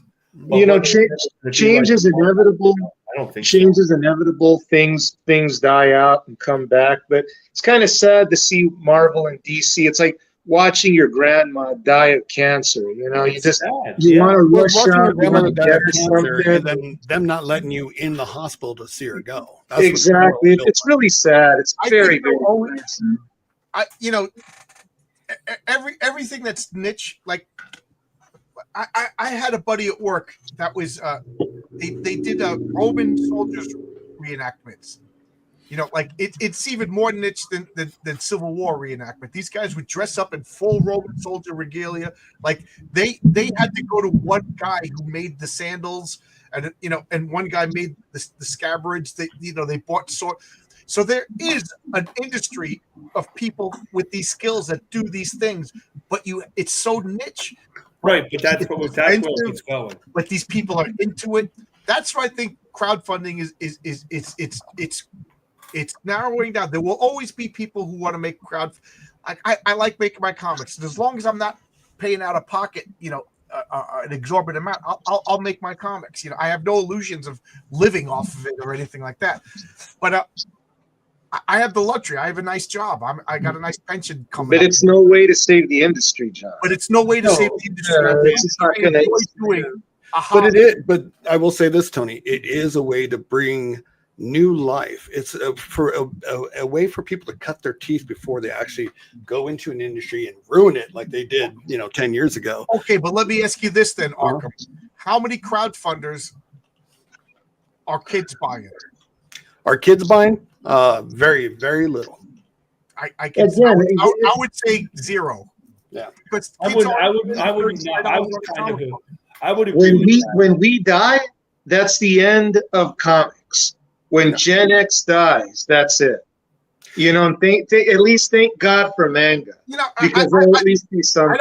I'm pretty Yeah. doom and gloom with comics, but I don't think with like right now there's like jug bands. I think Right I'm now, a boomer. there's guys who are in like there's 25-year-old kids who are playing banjo and dulcimers and you know what I mean, and I don't know. I mean, barbershop quartets. You know, there's always going to be some fringe but you lunatic that's into this, and there's going to be other people that are custom. right. But I Well, think it's going to be smaller and smaller and smaller. well, but Until it what's the dies. most popular character ever? Like Tarzan. Yeah. Tarzan. Like there's always going to be Superman and Batman and Tarzan and Mickey Mouse and Spider-Man, and then it's about it. I mean, I think what Tony there means might is be a Captain the America format here that that, we like, know. there's, but people aren't making Tarzan comics and not really writing Tarzan novels. They've transcended from a readable character to just an image, like Mickey Mouse from Exactly. a Yeah, comic book right, character right, to exactly. a corporate mascot. But I'm saying that doesn't do anything. That There's doesn't no save cult anything. anymore. I mean, it Yeah. all goes away. You know, I mean, you want to know how Batman and Superman are going to be remembered in 25 years? They're going to be underwear, socks, toys, video games. That's right. That's Not Well, in comics. all honesty, that's all they are today, Not anyways, comics. because the comic books suck ass. Yeah. Well, they're going to. is there new Mickey Mouse cartoons? Like, when was the last time there was a new? Mickey there are Mouse? sometimes, yeah. I mean, if you have little kids, there's a Mickey Mouse TV show that's on. They are. Yeah, I think what Tony is saying is the characters aren't going to go away. I think he's talking about specifically the medium in which we can. The medium, exactly. The medium is dead. The characters will always be around in one shape or form, but the comic book. I think the comics will still be around, but I don't think they're just going to be. Like the monthly available comic. as Yeah, they are. I don't disagree with that. You're not comic wrong. books is a medium, like the pages, reading them. That's not going to be produced anymore. That's why I say thank God for manga, because at least there'll be something for children to read. No, I think they might go the Ripper route, the way. He doesn't sell enough comics either. I mean, No. What I mean by that is like let's look at Saints and Sinners right now, right? A bunch of YouTube guys. Their best friend has a comic book company, so let's write some stories. We're all comic book guys. They 500,000 on a bunch of yahoos on YouTube. That's not nothing to sneeze at. Yeah, I don't know if they're readers. I don't know. Most of them are going to be investors. We know that, but it's gonna. Marcus, that's not a good comic because how many people are buying Comicsgate books and reading them? And No, enjoying but that's the same thing. It's a niche and a niche and a niche. Right, but it's going to I bring don't you think life. that's what it's All saying. that matters All is this is people potential buying of them. more life I'm to not give more life to criticizing give more life. it's I don't know. I'm sorry, guys. I'm sorry I brought everybody No, down. Tony, this is I'm fun. very sorry about This is that. a good you know? conversation. No, but I wasn't Guys, sitting there saying that it's a We got a comic comment. Oscar wants to know: do we know Jonathan Rector? He says he's living doing comics, but he does business in another way. Oscar, could you illuminate us on this? I never heard of him. Yeah, send him some links. And if he has a new way of doing comics, I'm all ears. Okay, here's the John, response. are you familiar with One Punch Man, the manga that I mentioned earlier? People keep telling me I got to read it. Oh, yeah. I gotta Okay, read it. check this out. This is how this guy did it. He reminds me of you. He's this really creative guy. Hold on, I asked Oscar to explain, and now he's explaining. He Okay. publishes comics and webtoons, but he makes a living with Patreon live streaming, doing and making the comics and selling merchandise. Sounds like he's living the dream. Yeah, that's pretty cool. The comics is the pretext. Yeah, like that guy who does that comic, Strange Aliens or something like that. You know, he lives off of T-shirts. You know where the comics could do it? It's the Scholastic books. That's where the Reign of Telgemeier, that's where the Harry Potter's still popular because they always sell those books. And the thing that comes home with the flyer that comes home with the kids every week. That's how the Dogman or Captain Underpants, when there was no Dogman, he did Captain Underpants when my kids were younger. And those are comics. They're not Those are comics you want to read. And they don't always get, but they're infested with weirdo gender bending, YA novels and stuff. But yeah, I did a video. Bones Is had Dogman biggest comics, and I read Dogman live and talked about it. Dogman is comics, and it's comics for kids. It absolutely is. It's not the comic book store. It's not a floppy, but it's sequential art. It's comics. Right. Yeah. Real quick, I guess. I'm gonna go back on what Tony said about One Punch Man. That I want to also bring into light, and I agree with you. One is doing something incredibly genius. Yeah, the dude couldn't draw. He was a writer that couldn't the draw. way he couldn't draw, and then he So put he out made his a own shit. six-figure fucking comic Exactly, book. exactly. And with the monthly subscriptions he got, I think he almost waited till like issue 60. He took all the money he was making off of the merch and the subscriptions. He paid another artist, a very famous Japanese artist, Murata's. Yeah. He's right underneath Miura, in my opinion. Murata's amazing. And he hired Murata. And guess what? He became a millionaire after hiring Murata because those manga sales with Exactly. Murata's name Exactly. and one story launched him into the stratosphere. Yeah, So you man. only have to- He created his art even though he couldn't draw. But the He thing just is, One sat down and Punch did. wasn't even that popular. I mean, it had its name in the subculture.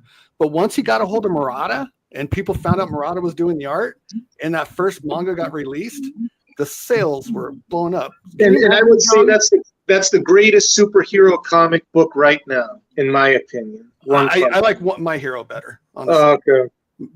The way My Hero ended, I'm like, that was how superhero comic books are supposed to be. Yeah, yeah. Oh my God, that ending was just like. I agree with Logic Finest here. You know, Yeah, it's just new ways of doing stuff and thinking outside the I'm box. not talking quality. I'm not talking anything. I'm talking money wise.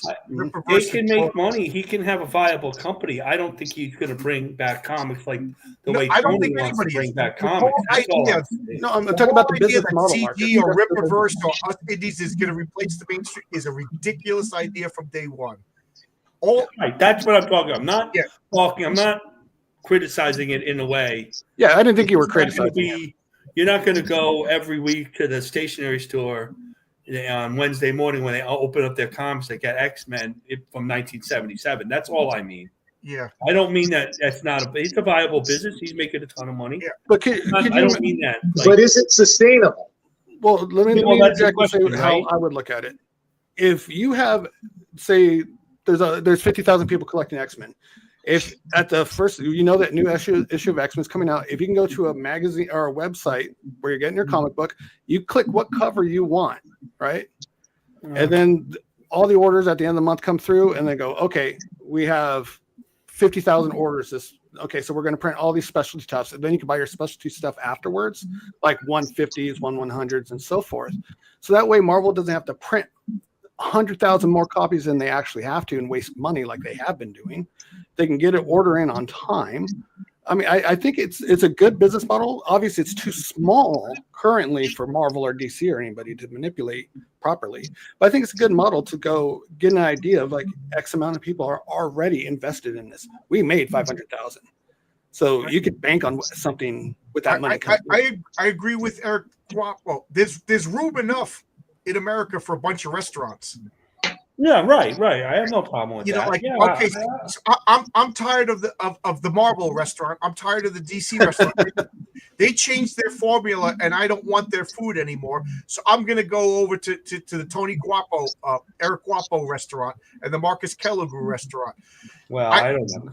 But you really think that they could survive like in the 80s and 90s with all the independent publishers? There's a reason why they crashed. They were ubiquitous. They were everywhere. And a lot of them were producing substandard shit. Sorry. There's been 3 times in my Marco, lifetime. turn off your camera, leave, and then come back because you're frozen and I can't hear you. You just sound like mumbling. So there's been 3 Turn off your times camera and reload. in my lifetime where normal human beings could do comics. Like I studied to do comics. I went to art school to do comics, and I ended up working for the phone company. But there's 2 times. The black and white boom in the 90s. Teenage Mutant Ninja Turtles, they came out, and there was the black and white boom. Everybody who was not Marvel DC, or it was just Marvel DC, right? They made comics in the 80s. The black and white boom in the 80s. Nexus was a black and white comic, and then there was Pacific, and Eclipse, and then Eclipse. First, and they lasted a good one. But the black and white boom means anybody can make a comic. Right? Just anybody who felt like making one. The next time is the image boom. because after Liefeld and McFarlane did it, everybody said, well, if Rob could draw like that, and I don't have to draw like John Byrne or John Romita or Kurt Swan or Joe Vicente, those great drawers, I can make a comic too. Todd didn't. It's not. It was different. So people invested, and then we invested more money, and people made comics. The last time is now crowdfunding. You crowdfund your comic. You crowdfund a comic, whatever. If you have it, or pre-order-ish, whatever, how it works. Crowdfunding. This is the other time where people like John can make his comic.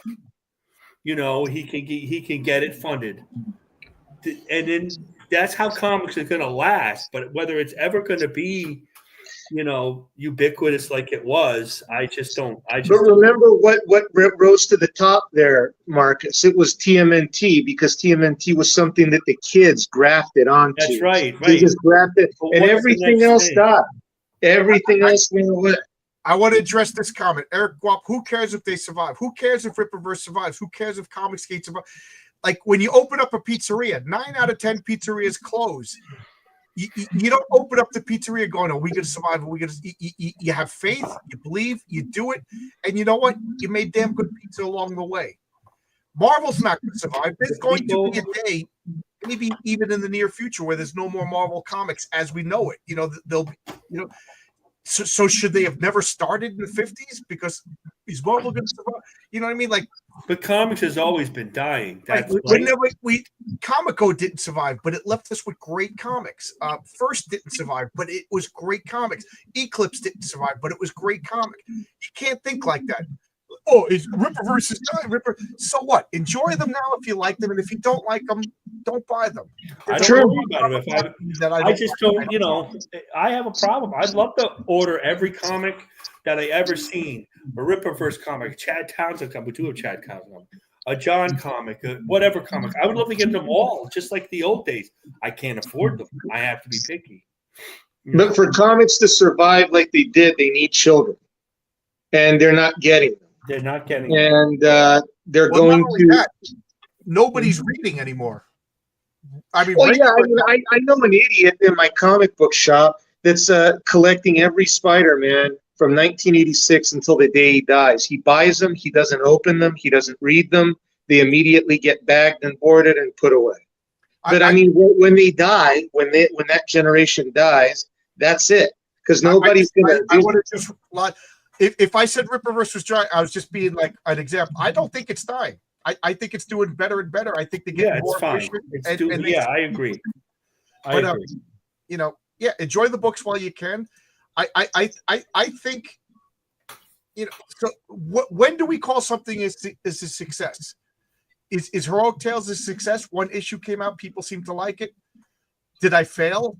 Is Rippaverse a success? Is it a failure? Is CG a success?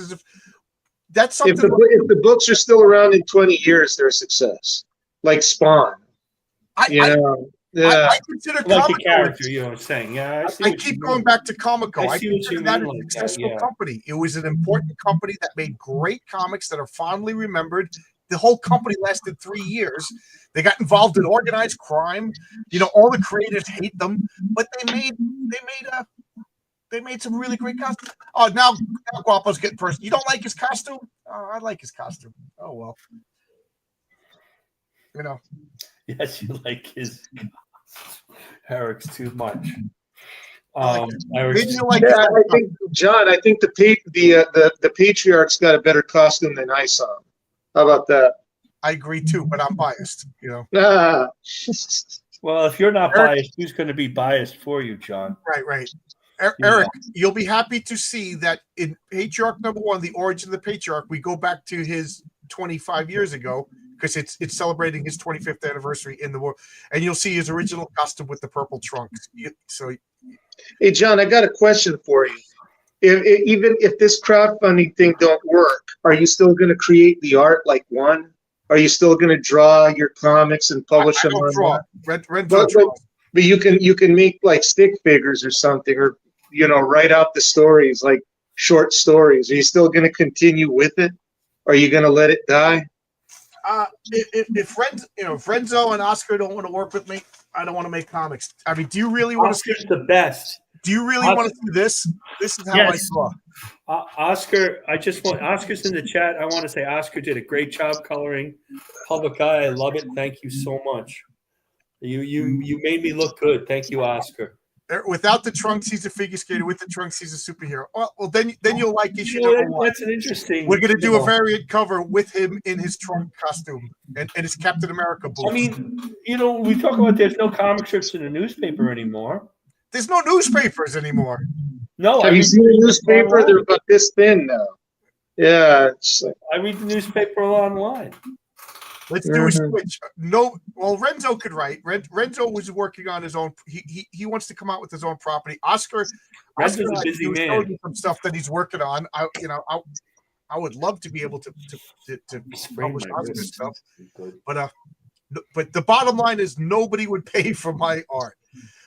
Somewhere down the line, maybe after 3 or 4 issues of Heroic Tales, I would like to put out an art of Heroic Tales, and you see all the sketches, like my stupid sketches of what they look like before I sent them to Oscar and Renzo. Oscar sketches, some fan art, and then like write-ups about characters that maybe didn't make it, things like that. That's the closest I'll ever get to selling my artwork. Look up, John. Look up One Punch Man 1. His art, not Murata's, and you'll laugh. I've seen it. Yeah, it's awful. They're just stick figures, But he told the story, So I mean, yeah, that's what I was saying. Like, are you going to continue it? You're not going to let it die, are you? You're going to pull like a Dave Sim that had like, I'm going to make 300 issues. I have by hell or high water. I have 10 issues of Heroic Tales planned. Okay.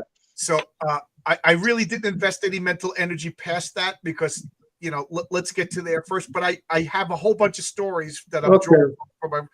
I have at least 6 issues of the Patriarch planned, but I could go on forever with the Patriarch. So I have a bunch of, and then I have another story that I keep talking about this mystery project that I'm working on. I'm about a month away from announcing that. Renzo's working on that. So I have a whole bunch of stuff. I got, Eddie is Doomed that Oscar and Tonic Bolo working on. I have Marcus is working on a comic. Luke is working on a comic. Fabrizio Aiello is working on a comic. And I know this. Stippling Vaughn is working on. So I got a lot of stuff in the works. I need to make about like 6,000 an issue to make it feasible because I can't keep laying out the money. Contrary to the Comicsgate lie, I did not take out a 401k loan. I used my tax returns and paid for the comic. So there we go. That was weird when they started to attack you. That was stupid. Yeah, because I never understood that. That was dumb. How dare I say that Comicsgate is hurting crowdfunding? How dare I say the truth? Yeah. Did Meyer ever? And I didn't mean it in a mean way. I'll say let's work on our reputation and fix it. But whatever. Did Myers ever apologize? When I say this, look at him. He's trying not to. Who, me? I'm trying. Hey John, did your boy Zach ever apologize? No. No, he deleted like 8 months worth of streams. I don't know. Wonderful. Yeah, I bring you, and it's not anymore. It's not working, Arkham. I think there's something What the wrong. heck's going on? Can you hear me at least? Do I have to go to Arkham's house and fix his internet? What's up with There that? you go. We got an internet specialist over here. So I don't know, Arkham. It's mumbling and it's not working. Did you go to the Kubert school, Marcus? I went to school visual arts Oh, okay. in New York City. Yeah. I think comics will be fine for the next 40, 50 years because millennials buy them. After that, I have no clue. Like I said, I think there will always be comic books. I just think they'll get smaller. It's just like I said, there's a niche of guys still making Roman sandals. There's 2 people in America right now who still work, maintain, and build player pianos. You know what I mean? Like, do they have an apprentice? Like, all of this old. I'm sure somewhere in America there's a guy who builds butter churners. You know what I mean? There will always be some sort of niche artist that loves to do this stuff. I think for Spider-Man to survive, it'd have to be done manga, honestly, or Batman. I mean, it would have to be sold to some Japanese company, have some mangaka work People on it. keep speculating that Marvel and DC are going to be a licensing house someday. I have do agree with this. Putting out one book a year or every 5 years isn't fine. You lose people through attrition. They you know what I mean? Like, Well, it's just, there is the European. even if it's just once a year, if people could rely on you. If it's a European model where they put Right. out the I'm thing. sorry, I keep trying to But, bring you you know. back, but the camera keeps going out. I don't know what to, it can't be on my end because I got 3 cameras. Yeah, your boy Zach. I followed him religiously. It was like that was a really because I'm an anal retentive person. I don't want to say Really? OCD, but I like to do things the same way until all of a sudden I can't deal with it anymore and I need a change. But every day I would come home, I would open up my mail right here, have a cup of coffee, and listen to your boy Zach. It was like my daily routine. And all of a sudden, he just Birthday party clowns. Birthday party That's clowns. going on for too long. that was funny for a week or two, okay, but Right. it got strangely personal, and it happened after he Furiosa. it happened after a New Kind of War. Remember, he published a comic by Critical Drinker, and Oh, I forgot about that. Yeah, and they hate each other. and That's it, weird. That's right. That's right. and it bombed, and I think that was the beginning of it all. Was he Didn't he write the Rambo comic? He did write his Rambo comic, right? No, Chuck wrote it. Chuck wrote that. Okay. Chuck yeah. wrote it. Renzo did some art in it. A lot of people did that. Mm, When a solar flare hits the earth and destroys the internet, that's when comics will rise again. The internet. possibly. I might steal that. That might be where comics go. I mean, web comics, global comics, those are big. Those places are big. But I you think know what print somebody is was dead, saying dude. the other day? I love when Logic agrees with me. Thank you, Logic.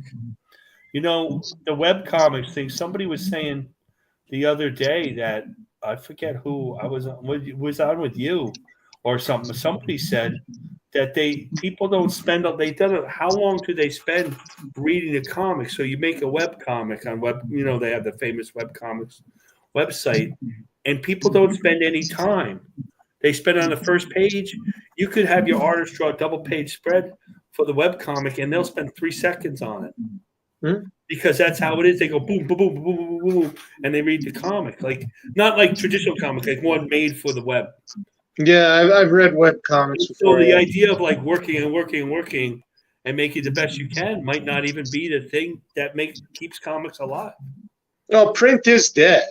I mean, it's nice for people like John and Eric to try to keep it alive, but the people that I know that still read this stuff, they go digital. That's what they do, you know. Logic says putting out one comic a year, a creator will never grow. Harsh reality, not attacking anyone at all. Multiple different book titles. Right. I know. Yeah, it's a niche thing. Yeah, I don't disagree with that at all. But at the same time, now I risk disagreeing with Logic, and I'll get pestered for 4,000 comments. Yeah. But like Mobius and why can't I think of his name? Who does the text? They put out one oversized hardcover comic a year, and it's an event, and it's a quality book. And it's like 120 pages, you know what I mean? And it's something that you could, like, it's almost like a movie. Like Star Wars came out every 3 years, and it was worth the wait. I always forget the term band generators. I always say B'nai Gesserets. Band dessinée. Yeah, that I'll never be able to say that. But I'll say European comics because I can't say that. Those guys, when they come out with a comic once a year, it's an event and it's a quality book, and they are growing, and people look forward to it. But John, a floppy comic book for $35 once every 5 years is not going to grow. That's a question too. Like, it's like your comic is $10. Basically, you're a comic. It's not a graphic novel. I think it could have been, with the amount of pages and stuff you put in, it could have been more money. But it's the value versus the shipping. So if you're going to pay, let's say you're in Canada and you want to buy your comic and it's $10, but the shipping's $25. The comic itself, that's why you want to, has to be bigger. Like, so the 64 to 100 page comic, is that worth more based on the shipping's almost the same? Well, my comic is 40 pages. All sorts of questions. My comic is 40 pages for $10. No, I think it's a bargain, but is a bargain the best way? I'm not criticizing you. Just these things of thinking. You know, Bond dessinée works. It might not be the best way. Bond dessinée works because everybody in Europe reads comics. Old ladies, middle-aged people, young kids. Same with Japan. So that's why you can afford to put out a giant things. But here in the United States, that's not the case. Oh, you want to see what I've been doodling? I'm fighting, kicking, and streaming. I don't want to. Oh, what is that? So this is what I've. Oh, that's from Mythic Americas. That's nice. It's story. It's really illustrated book as opposed to a comic. I did 2 stories. It gets lettered horribly, and then I don't. It's from my old writer, the Captain Courage writer. So Nice, he asked me. I have to do that. And, I agree with Oscar too. I right. Yeah. I agree. Early millennials also grew up all right. Logic agrees with me. My stress levels can disappear. John, I agree with you about Mobius. He does he's dead now, but he also does other work, other books. Yeah. So yeah, but he's also the cream of the crop too. Right. Yes, right. I'm sorry, Arkham. I couldn't bring you in when it was all fuzzy and you're always welcome. You're always welcome, Arkham. That too, I want to buy some indie comics, but I can't afford. Right, I had a couple of guys like Ashley from Ireland. He was just like, John, you got to do digital. I can't afford to get shipping all the way to Ireland, and he dragged me kicking and streaming into making a digital. Now, whenever I see I got a digital sale, I'm like, yes, I don't have to do anything. Just hit the file button. You know what I mean? Yeah, Marcus, you got a fan. Omnipro loves your art. Oh, thank you. I try. I don't think I'm that good, but I try. The numbers aren't so optimistic about the future of comics. I'm neutral. Yeah, I agree with you, Logic. Wow, this stream is so good. Me and Logic are on the same page. I love that. What you were saying, I got a buddy, Mark. He buys everything Spider-Man. He buys everything Batman, and he hasn't read them since probably 2002. That bugs the shit. I like to read the comics I get. I don't get to them all. That's why I'm really. I mean, it's funny. I'm really seriously toning down the amount of comics that I buy. Because it's gonna sound morbid, but I'm 57. I got less days ahead of me than you know what I mean. Once you pass 50, you start realizing your mortality. I don't want to die with 18 boxes of long boxes of comics unread. You got to read the ones you have. Yeah, I want to read the. Well, they're for reading. They're not for collecting like that. That's what I don't like seeing. I said, do you even like the books? No, I don't read them. I just want to own every issue from 1986 when I first discovered it until the day I die. Did he read them in 1986? Yeah, but I guess he hasn't read them for years since, I like to read a comic. Like, it's hard to ask me, was that a good comic? Since I want to read the comic, I have a positive view of a lot of comics. It's hard for me to say that comic is a really bad. I want to read it, so it's like if I go to the movies, I'm gonna probably like the movie. I don't go a whole lot. I don't want to go to have a miserable time. I'll be like, I'll get a mausoleum, and I won't tell anybody where it is. It'll be like a quest for people to break in and get like all my comics. The gates of heaven. Comics. I keep joking around that I want to do like a Hunger Games for all my nieces and nephews, and the winner gets my. No, hey, John, write a book with a bunch of clues. Oh, sorry. And put all of your most valuable stuff in a box and bury it somewhere. And whoever can solve the clues of your last book gets your comics. How about that? Well, my wife is my beneficiary. She gets all my comics. Okay. Well, and then you ever see her sharpening a knife one day? But yeah, my father always used to say, "Never be worth more dead than alive." Too late. But if we both go in a car accident, my nieces and nephews. But it's funny because they'll say something. I'll be like, "Nope, you're out. You're out now." Yeah, Stevie's the one who's inheriting them now. That's an impressive collection. What's that? $2 million worth, or something like that? I got to. Well, now I got to get back. Now that my neck is healed and I can lift stuff again, I got to get back to doing the videos. Do you I'm up have to about insurance on all 65. that? I'm sorry, Marcus. Do you have insurance on all that? That's why I was doing those videos to get the Right, insurance. that's what I remember. That's what I thought. Yeah, I actually have a sticker on the last box that I did the video. I got. yeah. They have to see all those comics to insurance. I worked for an insurance company years ago. Yeah, they're not going to take my word for it. I can be like, here you go. Here's No, the no, label. no. International shipping is depending upon sales volume. If you sell more numbers, Logic is right. Right.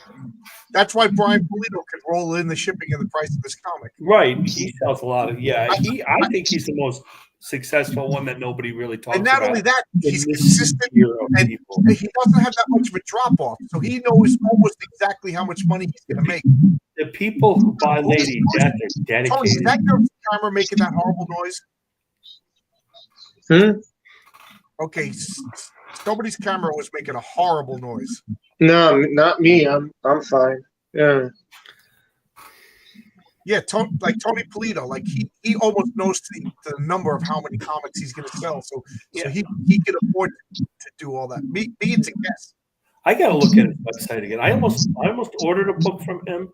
That one that Tucci and Palmiotti and Polito had those 3 women characters in space. And then Jimmy posted something really nasty about Trump, and I didn't back. I think it depends. I'm not giving you. I'll buy it from Billy, but when he has it for sale at the convention. If my wife sells my comics for only $100 per long box, I'll haunt her. Well, here's the odd thing: is like the comics go up and down. Like, what's going to be a hot comic? Like they were making Thor movies. None of the Thor comics were worth anything. I mean, like your regular comic, not your it's 9.4. All those are ridiculous price. Wow, it's weird. Got some good comics over here. Nice. I have my oldest Spider-Man comic is 24. My oldest one was 5. I have a copy of Captain America Comics, March 1941, number 1. Number 1? Yeah. So you have the original Captain America? I do. It doesn't belong to me yet. It still belongs to my father. But yes, it's good for you. Good for you. My oldest comic was Spider-Man 5. Nice.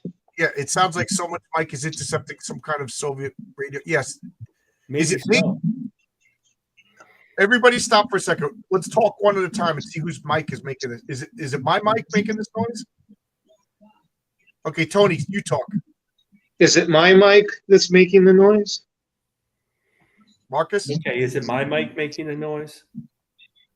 I don't know. I don't know. Maybe it's the same thing that's causing Arkham not being able to come in. Have you guys ever met Jack Kirby? I never met him. I never met him. I had something to do when he came in. I had his autograph. My father and my brother went to the comic convention and saw him, but I never met him. My father hitchhiked with a bunch of his friends from UNM in the early to mid 70s to California to get to meet him. I'm just muting everybody once in a while. Hello. Is it me? So does he say he was a really nice guy? Did he get to meet him? I think it's Tony. I muted Tony and I don't hear it. Oh shoot, it's me. Well, I'll leave. I'll split. You don't have to. How about you leave and come back? Maybe that'll clear it because it wasn't. Sure. Speaking of this, when you said this, Eric Guapo made me think of it. Someone's Mike. Does anybody know what the ghost radios are? Ghost stations? No. I got really fascinated with it, and I want to tie in a story with the public eye. But ghost stations are old radio like in old dial radio stations. You get these stations that are just like sometimes they call them number stations, but they're just old radio stations, and sometimes you just hear like counting like a woman's ethereal voice, 1, 2, 3, 4, 9, 2, and they've been going since like 1952, and nobody knows what they are. And the conspiracy theorist thinks it's just like spies sending signals to each other, and they got like whole branches of the government that just monitor these radio stations that are just like broadcasting number, and they're really spooky. You could go on YouTube and look up ghost stations or number stations, and there's channels that just talk about them. Some of them are really Tony. Some of them are really creepy. Oh man, I'm kind of fascinated by them. That's interesting. I'm gonna look that up. Yeah, I can't be the only one who knows about this. No, I think I heard. I really want to tie in a public. Anything. That's the kind of thing that the public eye would be investigating.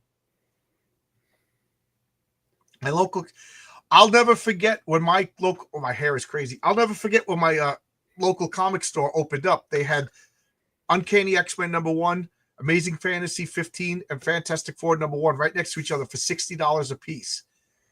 And I just remember going, "Who would ever spend $60 for a comic?" Imagine if you. Cali Comics, how you doing? Good. Silver Surfer. I just wanted comics from their start. It wasn't even about speculation because it didn't exist yet. Yeah, I agree with you. I agree with you. Are you talking about? Yeah, I think some people. I think that might be a branch of them. The Russian Dead Man broadcasts. I'm gonna Yes, Eastman and Laird self-published. They self-published, and what I think is funny is they went to a bunch of places and tried to get their comic published, and they basically laughed at him. And he made a, how spiteful is this? I kind of love it.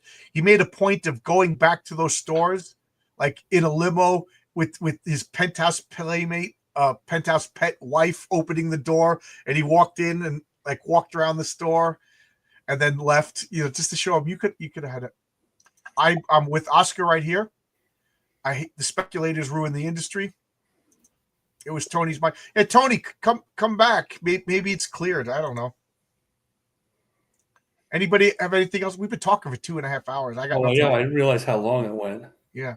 Hey, we didn't fight. Awesome. Congratulations, John. Why would we fight? I don't know, but I decided to make that joke. Oh.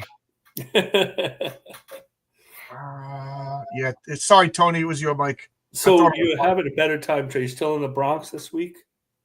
Yeah, I'm in the Bronx, right by the Throgs Neck Bridge. Okay, yeah, I know where you are. The hardest part of the commute is Throgs Neck Bridge to the job site, and it's only like 3 miles.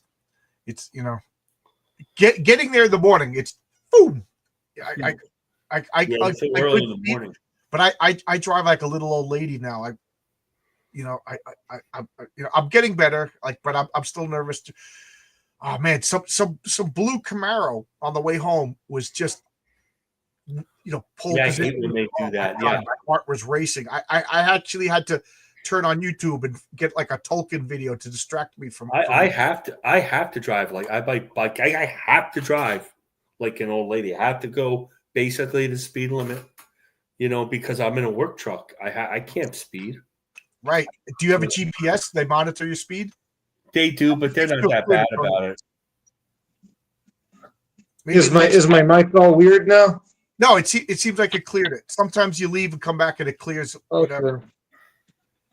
Oh, collecting isn't an industry. The selling of comics, however, yeah, collecting is a hobby. And speculation is part. Speculation, like it or not, it's part of the hobby. It's never going to go away. No. It was always part of the hobby too. One book I came across, Lost in Wisdom. Oh! I had the 40s version of the Human Torch. He was a robot. Yeah. You had Marvel Comics #1. That is. How'd you lose it? Somebody must have stole that. That is. Unfortunately, I've taken the subway, and since January, I've gotten to 3 fistfights on the subway. The subway is the worst. I want. It's turning into Escape from New York. It's going to be worse with the new mayor. Slow is smooth. Smooth is fast. Something I learned when I was in EMS. Do you think he's going to win? I think something's going to happen where he doesn't win. I don't know what that's going to be. The truth is, if they were smart, they'd have to find a candidate, whether it's one of the 3 guys that are there now. Because if he's got 35%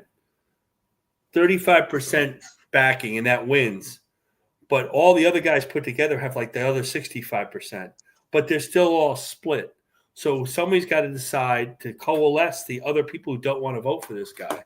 Well, Because keep in mind, you can't have him. he's only the Democrat.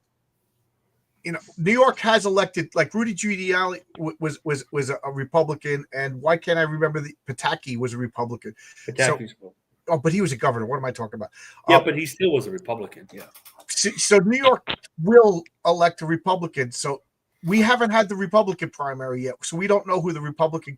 So this could all just be the media telling us this. But something tells me, because Cuomo, the mass murdering Cuomo, he lost to this communist, and he's going to run as an independent. Watch as all of a sudden the establishment's going to find votes for that guy. You know? Yeah, but do you want the communist or the? Yeah, so it's basically, do we want the communists or do we want the mass murder? You know, here's the sad part, though. The mass murdering Cuomo is better to have him than the communist. Better the devil you know than the devil you don't know. Yeah, that's what it comes. This guy, I mean, the stuff he says and he said in the past is real bad stuff. I mean, New York's already down the tubes because of de Blasio. I strongly. It's interesting, man. Logic. I'm 100% with you. I hate speculation. I think it ruined comics, but unfortunately, it's a part of the industry and it's never going away. It's a cancer on the industry that we cannot excise. Speculation ruined. Don't drive like an old lady. They go the wrong way on the freeway and smash into the front of McDonald's. Speculation ruined baseball cards. Yep. Well, Marcus, to answer your question, yes, he was a very nice man. Oh, Yeah. thank you. Yeah. I've always heard that he was a really nice man. The only martial art I know is Ching Ching Pow. Marcus, do you know what that is? From Count Dracula. Ching Ching Pow. Yeah, I'm happy to hear that. My dad and his buddies went to his house, and they met Ross. They gave her, she gave free food, sandwiches, and milk. Yeah, that's that's awesome. They all have that story. That you go to visit his Yeah, house, and he knock on the door, and he has sandwiches. Yeah, he brought his because he was an artist. He wanted to be an artist, and he brought his sketches and stuff. He looked at it. He took time to look, and he drew a little sketch. He asked him, "What kind of character do you like? Which was your favorite character?" He said, "Captain America." So he just went over and he just drew a nice sketch of Cap like that, you know. And That's cool. don't tell Ross, you know. Don't you know? He just Yeah, because she doesn't want to give anything away. She wants to make all the money. Yeah. So yeah, he still has it somewhere. I keep telling him, Dad, you got to get that thing framed, dude. But he's like, you know, yeah, it's fine. Yeah, How the comic really I've not read On the Stump. I don't know anything about it. If you want to put it in the description what it is, I never heard of it. I voted for Bloomberg all 3 times. I didn't live in New York when so I wasn't. Well, that last one's a legal third term. You're only supposed to be able to have 2 terms in New York. Yeah, they changed the rules for him, and then they changed it back, right? Yeah, well, communism holds the highest. Yeah, he knew how to. One thing he knew how to do was go on vacation and have the quality of life stay up. He kept Giuliani's quality of life. Yeah, he was a billionaire, so he didn't need to. Well, the last guy, Adams, is a partier. Like he liked to go to all the rap parties and baseball game. He was really like there's something about New York mayor. They enjoy being a New York mayor. Like Dinkins used to go to the tennis tournament in Forest Hills. You know, he loved that. Mayor Koch used to like be in TV commercials and you know advertisements and. But he was just mayor for too long. I mean, you can't be mayor for too long without going corrupt. You know.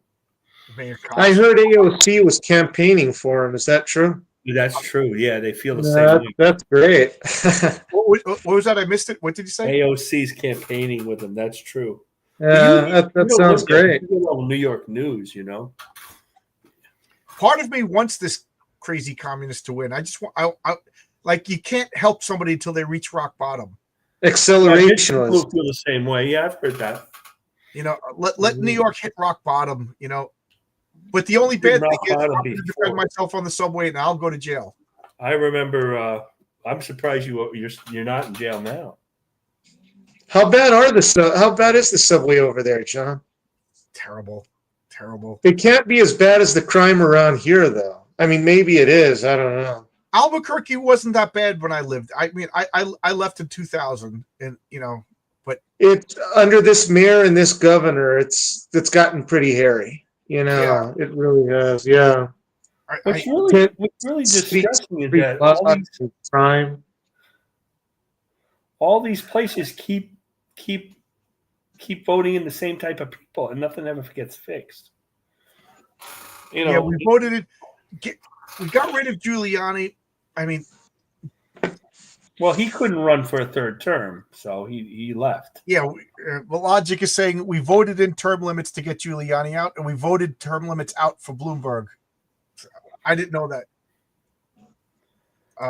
AOC, the Bronx girl from Yorktown, yeah, she's turning into. My best friend lives in Yorktown. She's turning into a Hispanic abuela right before our eyes. She's morphing. I got into 3 fist fights. How many other adults in their 50s do you know got into 3 fist fights since January? Nobody I know.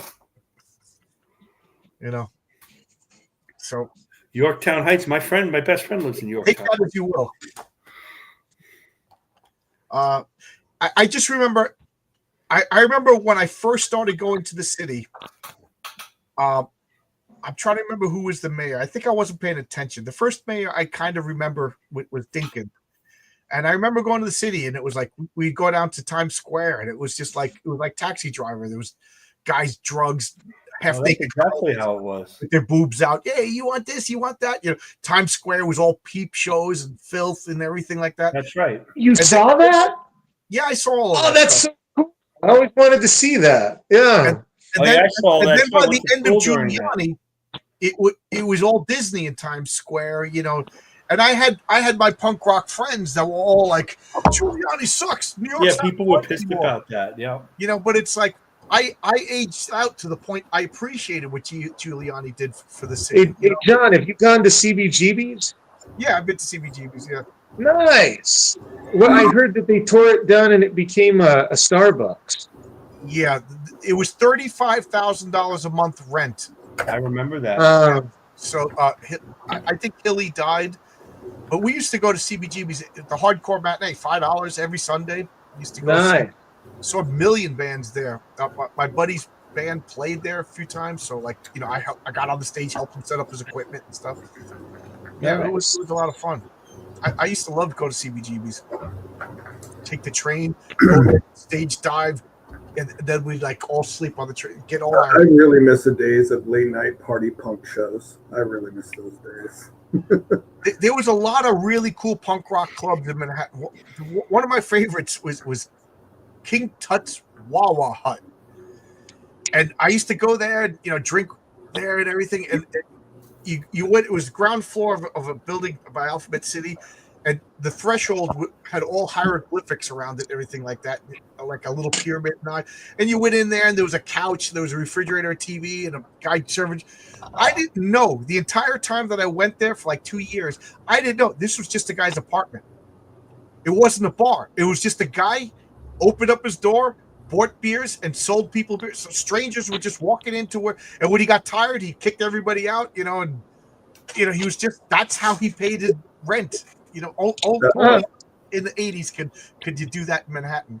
There was a lot of fun places, but that was right by Thompson Square Park, so there was drugs and everything. It was really dirty back then, but we were in our late teens, early 20s. We were immortal. You know what I mean? We didn't think about that kind of stuff. Right. Did Coney Island look like it did in the Warriors? It still looks like that. Nice. Dude, I'd love to go, but I'd probably get shanked. Coney Island is all Hasidic Jews now, or as my friend calls them, cowboys, because they all got the hats. You go down to Coney Island now, it's Russian Jews, it's you're not going to have any problem. They're not going to bother you. They don't, they're not known for street violence. Street violence happens to them. Let's see. Eric wants to know, are those minis behind you? Yes, those are all. Yeah, those are all my minis. And yes, I painted. Enjoy the comics. We do like it. Yeah, I agree with. That's what this whole channel is about. I know I got involved in some drama in the past month or two, but that's the exception. I'd like to think that's going to be the exception, not the rule. Did you paint them all? Yes, you're a professional painter. Yeah, What do you charge for a mini? By the way, did you get the file I sent you? I did get the file, and I was playing around with it the other night. I'm gonna clean up the mustache and beard a little bit because the graphic has it cut off at a sharp angle. Okay, do I whatever. want to smooth that out and bring it in and taper it and smooth it down a bit. Do whatever. Does anybody else paint minis? The only minis I ever painted, well, when I was a kid, we used to paint the Ralph Pother lead minis, but I don't have the eyesight for that anymore. But I started painting Marvel United because they're chibis and it's only 3 colors. But I'm not going to paint Warhammer. There's no effing way I'm painting Warhammer. Like, this is the head of a giant creature that like portals people around. It's called a squigoth. The color is blowing it out. The light's blowing it out. But the color is a lot better. There we go. You can see some of the color. It's cool. I love bombing really good, strong color. You kind of see, the camera sucks, but you see some blues and yellows within the greens as well. I don't stick with green. I'm just going to do green. No, you're going to have blues in there. You're going to have some pinks and some yellows and some vibrancy to bring different lights. I sent you the file for the Patriarch Mini. Did you get it? Because I know the first time I sent you the wrong file. Did you get the correct file? And if not, I'll be back in a message second. me again. I'll be back in. Apparently, I found the real file if Arkham found it. Yeah. I got nothing else to say, and I'm kind of hungry. So my dinner's been sitting over here for 2.5 hours. Well, it's good being in the show, John. Thanks for everything. I'll stay a while to say goodnight. I'm You got to warm up your dinner now, John. I painted my deck with Thompson's water seal. What is that? A paint brand? It's a sealer. You seal it. Oh, before I split, what's going to be for next week's clobbering time? Oh yes, thank you. What do you guys want to do for clobbering time next week? I'd like to propose Squadron Supreme versus Silver Age Justice League. This is my mini painting box. Nice. So I do. Nice. I'll do that. I'll do that. Squad Supreme versus Suicide Squad. I mean, Squad Supreme versus. I'm sorry, I was too busy trying to get that box out without knocking over comic books. What did you say? Oh, the next Clobbering Time USA versus what's that? Silver Age Justice League. Oh, Yeah. Justice League. Silver Age Justice League. They could beat anybody. Yeah, I think. No, but remember the Squadron Supreme was essentially the Justice League. Yeah, but the Marvel version, they're just gonna, if they could get taken out by like You got to think Silver Age Superman was back when you could grab Green Lantern and have him make a giant chain and haul like 12 planets on a giant chain Green Lantern made. That's Silver Age Superman. All right.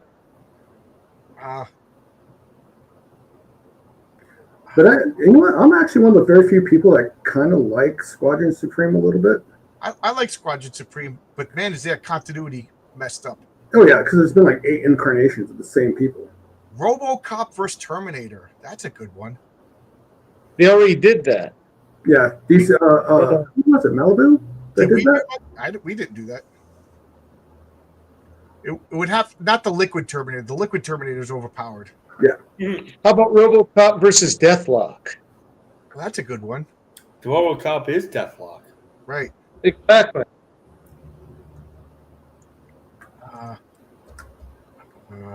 Every once in a while, somebody says one, and it's just perfect. There was a couple 2 weeks ago. A bunch of people mentioned. I knew I should have written them down.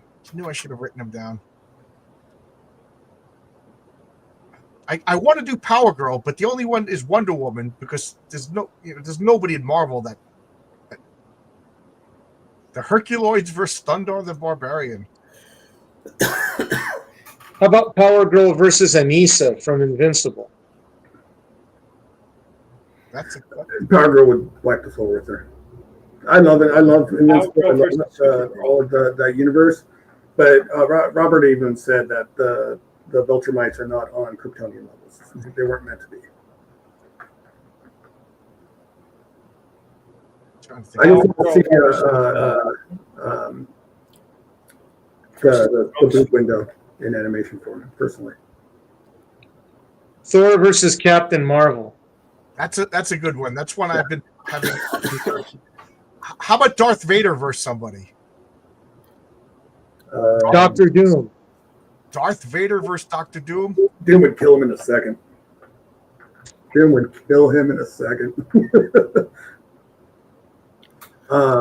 Vader's pretty Somebody powerful. on Darth Vader's level. Darth Vader versus Magneto. I give it to Mags. Eric.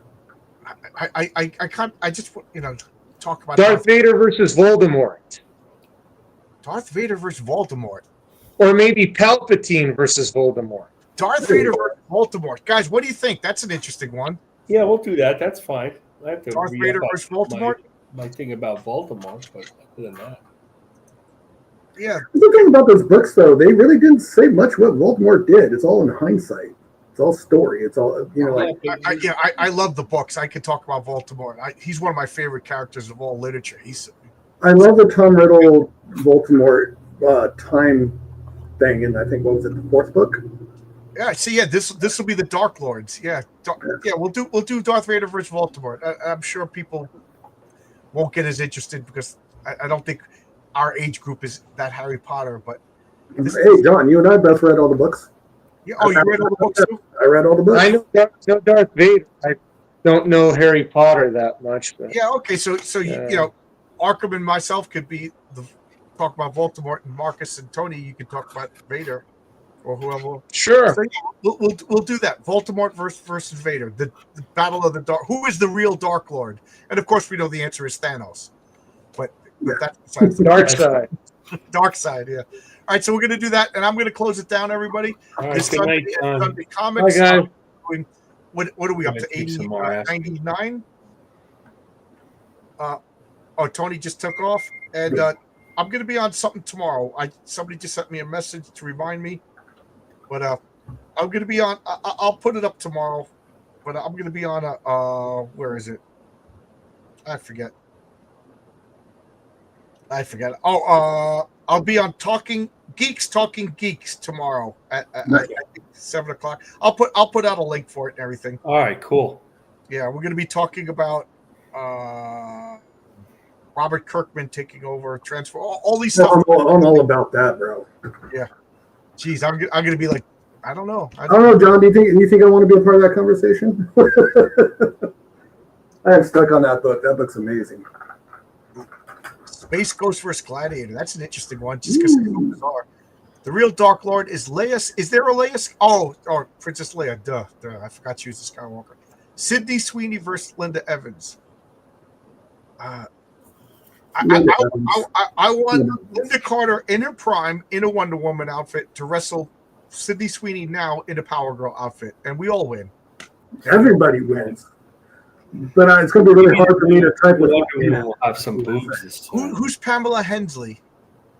Oh, she's Flash Gordon. Oh, that's right. Erin Gray, mud wrestling. I have the biggest crush on. Why can't I think of her name? Bailey from WKRP in Cincinnati. Jane Smithers. Jane Smithers. Oh my God, Jane Smithers. I don't care. Jane Smithers beats Lonnie Anderson any day of the week. Lonnie Anderson is just like too obviously pretty. Jane Smithers. Oh man, chef's kiss. All right, Marcus, you want to promote anything? No, I'm good. Okay, Marco, I'm not promoting it here. That's I mean, if somebody wants to come say hi to me on my channel, it's Arkham Hobbies and Hangout. I do live drawings and comic book reviews sometimes, and video game reviews. I will. Everybody can follow me on X. I'll say that under my name. I post mainly romance covers, repost, and I'll repost whatever artwork I do. I'll say that. I love those. Topic. Aren't I'm going to be running out of Matt Baker soon and be going to somebody else. You're not going to be on the studio tomorrow? Well, I'll be on tomorrow. I was just going to promote it. I'm going to be Joe Sante's going to be on. I didn't know if I, You can promote. All right. Well, I'll be on the studio at 7:00 tomorrow. Don Joe Shaw's Sontag's a channel. good guy. Joe Sontag's going to be on. I still got to read that. It's right there. I got to read Reaper Destroyer for the second. John, before you leave, real quick. Did you read Reaper Destroyer, John? Or Not yet. It's right here. It's next on my pile. Believe it or not. Oh, I wonder if it's any good. I didn't back it. I won't tell Joe that. I mean, no. And one more thing, John, before you leave. Dead Gods, did you get a chance? What's that? Dead Gods, did you get a No, I chance? saw your link yesterday. Okay. I'm gonna go click on it right now before I forget. Once I leave and I go to work, it's a whole nother world. Oh yeah, no, I get Go that. that way. My life is like compartmentalized. All right, goodbye. Marcus, you check it out too and tell me if you like it. All right, Well, thanks for having me on, John. no problem. Likewise. Always Thanks fun. for coming Thank on. you. Thanks everybody. Bye bye.